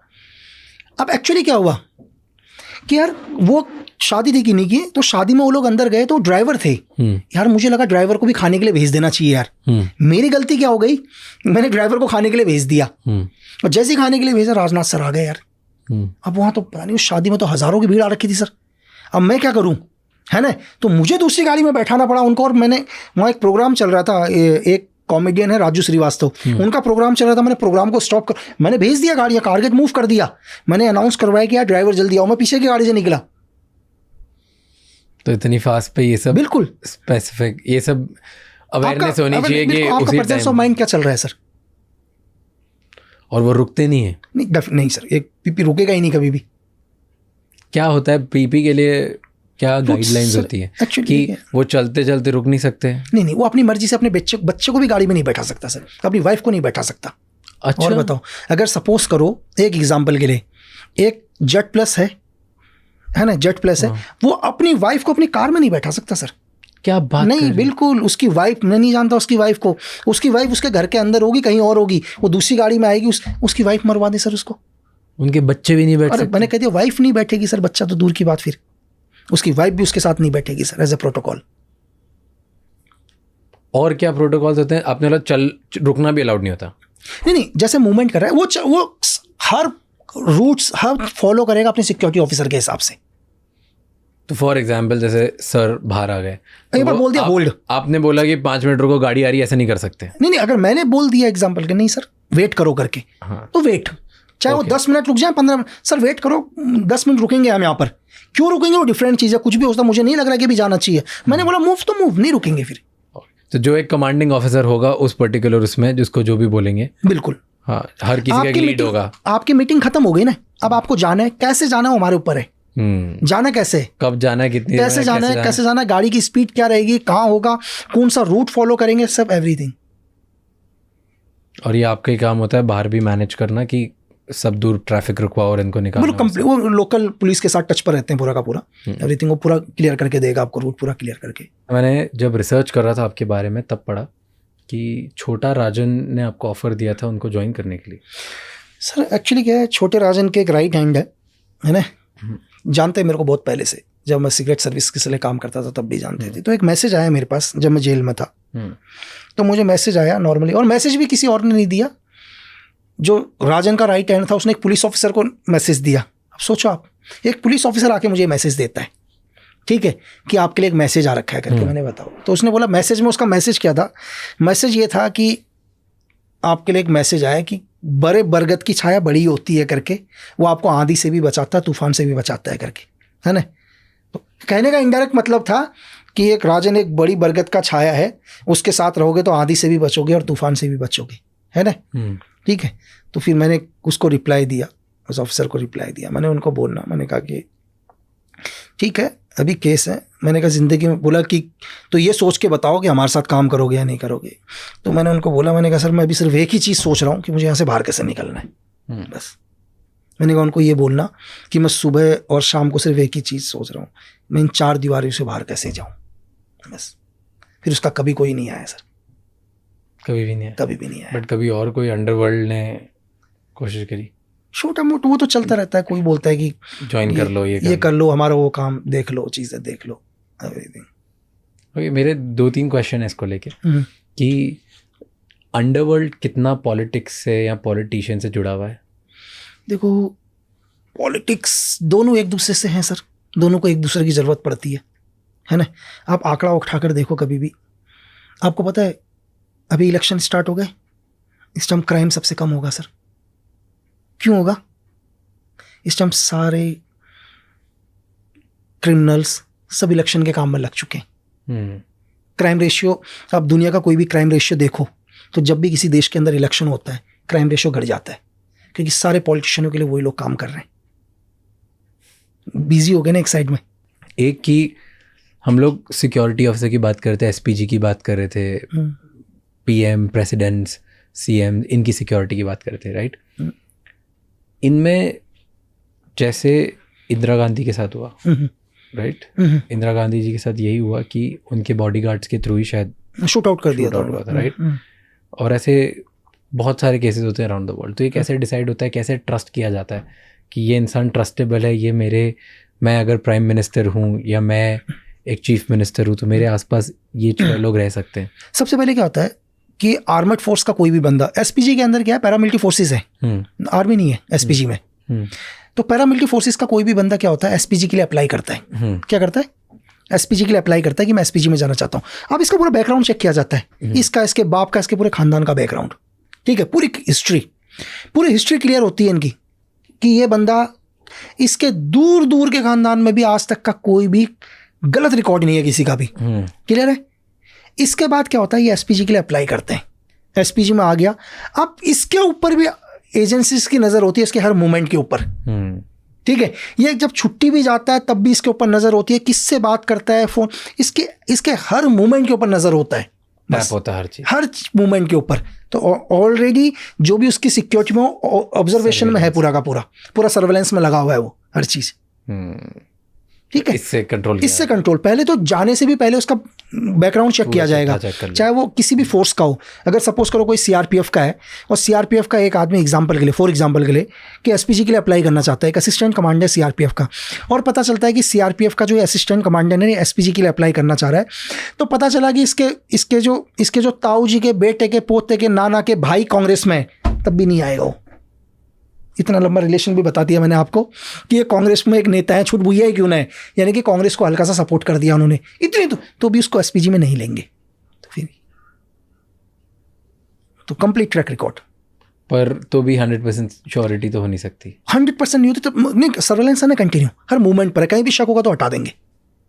पर जैसे तो नहीं, इंदिरा गांधी को बताया था सर, वॉर्न किया था क्या कि आप अपनी सिक्योरिटी हटाओ, थ्रेट है। इंदिरा गांधी ने नहीं किया, सिक्योरिटी वायलेशन किया, बिल्कुल उसको बोल दिया था कि आप अपनी सिक्योरिटी को हटाओ करके। अच्छा, बिल्कुल बता दिया था। ऑपरेशन ब्लू स्टार हुआ था तो बोल दिया था ना, हटा दो करके सिक्योरिटी, जो आपके पंजाबी जो आपकी सिक्योरिटी में है। नहीं, इंदिरा गांधी ने नहीं हटाया, तो सिक्योरिटी ने तो बता दिया था कि आपकी सिक्योरिटी को आप चेंज करो करके, थ्रेट है सिक्योरिटी से, उन्होंने नहीं चेंज किया। एंड बिल्कुल सेम उनके साथ भी हुआ था, राजीव गांधी, राइट? हाँ, मैं समझ गया, बिल्कुल उनके साथ भी यही हुआ सेम। फिर उनकी जो लास्ट मीटिंग थी वो भी कैंसिल करने के लिए बोला था, लेकिन फिर भी नहीं करा उन्होंने। 23 था से डेट 23 मुझे एग्जैक्ट 1991 एग्जैक्ट, तो उनको मना किया था, RNW ने मना कर दिया था थ्रेट है करके, नहीं माने, उन्होंने कहा नहीं भाई मैं जाऊंगा करके। अच्छा, मेरे को लास्ट जो क्वेश्चन मैं पूछना चाह रहा था, दैट वाज कॉन्ट्रैक्ट किलिंग, जब हमने गूगल किया तो आपके नाम के आगे कॉन्ट्रैक्ट किलर क्यों लिखा है?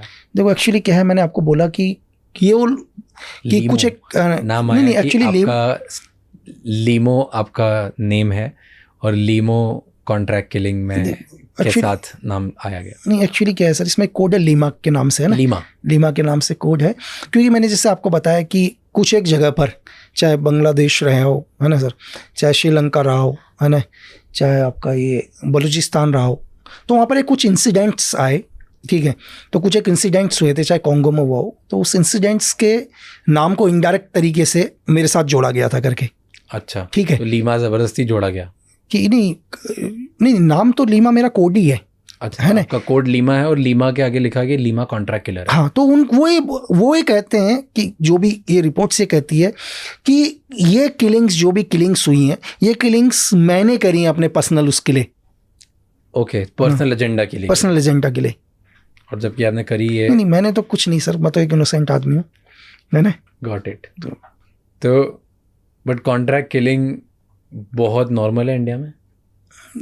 इतना बड़ा टारगेट ही नहीं है सर, नॉर्मल है। देखो कॉन्ट्रैक्ट किलिंग तो इतना बड़ा टारगेट नहीं है अभी, इतना बड़ा मतलब रीज़न क्या, कॉन्ट्रैक्ट किलिंग अगर आप दो, हम तो एक छोटे से भी आजकल एक सुपारी किलिंग को भी एज अ कॉन्ट्रैक्ट किलिंग कर लेते हैं चीज़ें। आप डार्क वेब में चले जाओ, हज़ारों कॉन्ट्रैक्ट किलर हैं सर, ठीक है। आप आज डार्क वेब में बिटकॉइंस को दो, डॉलर्स को दो, वो अपनी आइडेंटिटी भी नहीं बताते हैं, ठीक है, कि आप बताओ दुनिया के अंदर। अभी आप लास्ट आपने सुना होगा, अभी आप जो कैनेडियन का बेस्ट स्नैपर है वो भी अगेंस्ट रशिया चला गया सर, ठीक है। तो कुछ बोलता है कि कुछ लोगों की थ्योरी है कि उसको CIA ने हायर किया। आप इसको कॉन्ट्रैक्ट किलिंग कह सकते हैं सर। अभी आप जो रशियन की प्राइवेट आर्मी है, ठीक है, अब उसको आप प्राइवेट आर्मी को क्या बोलोगे सर? कॉन्ट्रैक्ट किलर बोलोगे, क्या बोलेंगे? चलो पुतिन ने एक प्राइवेट आर्मी हायर करी वॉर यूक्रेन के लिए, वो भी तो पैसों के लिए लड़ रहे हैं ना, वो तो पैसों के लिए ही तो है। वो आर्मी आज यूक्रेन के खिलाफ फाइट कर रही है, आप उसको कॉन्ट्रैक्ट किलिंग बोलोगे या देशभक्ति बोलोगे? उस स्नैपर को आप क्या बोलोगे जो यूक्रेन की तरफ से फाइट कर रहा है अगेंस्ट रशिया? क्योंकि पैसा तो US ने ही दिया है, अब वो कॉन्ट्रैक्ट किलर है या क्या है? नहीं, जैसे मेरा सिंपल केस समझ, सिद्धू मूसेवाला के साथ हुआ था इंडिया में, तो उन्हें किसी किलर ने किल, एक रास्ते में आए, लोगों ने किल कर दिया, उनके वीडियोस भी बाहर आ गए। और लॉरेंस बिश्नोई, गोल्डी ब्रार, इन लोगों के नाम आए और उन्होंने बड़ी, आई थिंक उन्होंने एक्सेप्ट भी किया, उन्होंने बोला भी, उसका क्रेडिट भी लिया कि हमने कराया। तो वो बोलते हैं कि हम कॉन्ट्रैक्ट, वो टेक्निकली कॉन्ट्रैक्ट किलिंग हुई, राइट? देखो कॉन्ट्रैक्ट किलिंग एक्चुअली क्या है कि चलो एक गैंगस्टर जेल के अंदर है, जेल के अंदर एक गैंगस्टर है, वो तो अंदर बंद है, वो तो बाहर नहीं निकल सकता है। वो क्या करता है, कुछ एक लोगों को पैसा देता है, ये लोकल में बता रहा हूँ आपको, लोकल लेवल पर वो कुछ एक लोगों को पैसा देता है। कोई बिजनेस टाइकॉन उसको पैसा देता है कि भाई तू एक काम कर, तू मेरे एनिमी को खत्म कर दे। वो एक लोकल आदमी को हायर करता है, ये कॉन्ट्रैक्ट किलर हो गया सर। ये लोकल लेवल पर हो गया, तो ये नेशनल और इंटरनेशनल लेवल पर भी होते हैं, डिपेंड करता है आपका टारगेट कितना बड़ा है। ये तो लोकल लेवल पर बहुत छोटा लेवल हो गया कि तिहाड़ के अंदर एक बंदा बैठा हुआ है, वो खुद तो नहीं निकल सकता, वो क्या करता है, अपने कुछ एक लोगों को बोलता है एक काम कर, उस आदमी को मारना है या उसको गिराना है करके, ठीक है, कुछ लोगों को हायर कर। वो बाहर बैठा हुआ आदमी क्या करता है, कुछ एक लोगों को पैसा देता है और एक अपने। और इन सब की क्या प्राइस होती होगी? देखो डिपेंड होता है टारगेट के ऊपर, क्या लेते हैं, 2-3 लाख रुपए सर। 2-3 लाख रुपए में किसी भी इंसान को उड़ा देंगे? हाँ बिल्कुल, उसके लिए क्या है, जिन्होंने मारा उसमें इतनी समझ होती तो मारता थोड़ा ना हो। वो 2 लाख रुपए के लिए किसी को भी मार, तो इतना ही समझ उसमें होती है, 2 लाख के लिए क्लिंग थोड़ा ना करता। ये छोड़ दो सर, लोगों ने, आप एक न्यूज़ सुनोगे हाईवे के ऊपर, कुछ लोगों का एक ही गैंग था, वो लोगों को गाड़ी में लिफ्ट मांगते थे, मार देते थे। क्यों? लिफ्ट मांगते थे और पैसों के लिए मार देते थे, ठीक है, बस। और एक दिन पता है क्या हुआ, जिस आदमी की जेब में चेक किया 11 रुपए निकले। 11 रुपए वो मार दिया 11 के लिए। बताओ। Thank you so much sir, इतना टाइम स्पेंड किया आपने और इतनी सारी चीज़ें बताई। आई होप कि आगे जो आपने जो राइटिंग प्रोजेक्ट्स कर रहे हो और बहुत सारी और दूसरी चीज़ें कर रहे हो वो बहुत सक्सेसफुल हो। Thank you. और बिल्कुल मैं चाहता हूँ कि हर कोई जाने कि किस तरीके से एक स्पेशल सर्विस के लिए हमारे इंडिया से लोग तैयार होते हैं, ट्रेनिंग होती है, फिर वो किस तरीके से ऑपरेशंस करते हैं। इस पॉडकास्ट का मेरा जो इंटेंशन है वो यही है कि अवेयरनेस फैले कि किस तरीके से लोगों को यहाँ फंसाया जाता है या काम किया जाता है और क्या क्या दुनिया में हो रहा है। So thank you so much ये सब ओपनली शेयर करने के लिए। Thanks sir. बिल्कुल थैंक यू सो मच ये एपिसोड एंड तक देखने के लिए। हम हर बार कुछ नए टाइप के गेस्ट लाने की कोशिश करते हैं ताकि आपको दुनिया में अलग अलग लोगों के पर्सपेक्टिव पता चले एंड उनसे कुछ सीखने को मिले जो आप आपकी पर्सनल लाइफ में इम्प्लीमेंट कर सकते हैं एंड खुद को ग्रो कर सकते हैं। मुझे कमेंट्स में बताओ कि ऐसे और गेस्ट आप देखना चाहते हो कि नहीं, किस टाइप के लोग और किस टाइप के क्वेश्चंस आपको पसंद है, क्योंकि जितना आप हमें कमेंट्स में बताओगे उतना ही बेहतर हम कंटेंट बना पाएंगे आपके लिए। Before you leave, you know कि ये एपिसोड किसी एक इंसान के साथ शेयर करना है जिसकी लाइफ में इससे एक पॉजिटिव चेंज आएगा, because one conversation is enough to change somebody and someone's entire world. Until the next episode, keep figuring out and don't forget to subscribe this channel.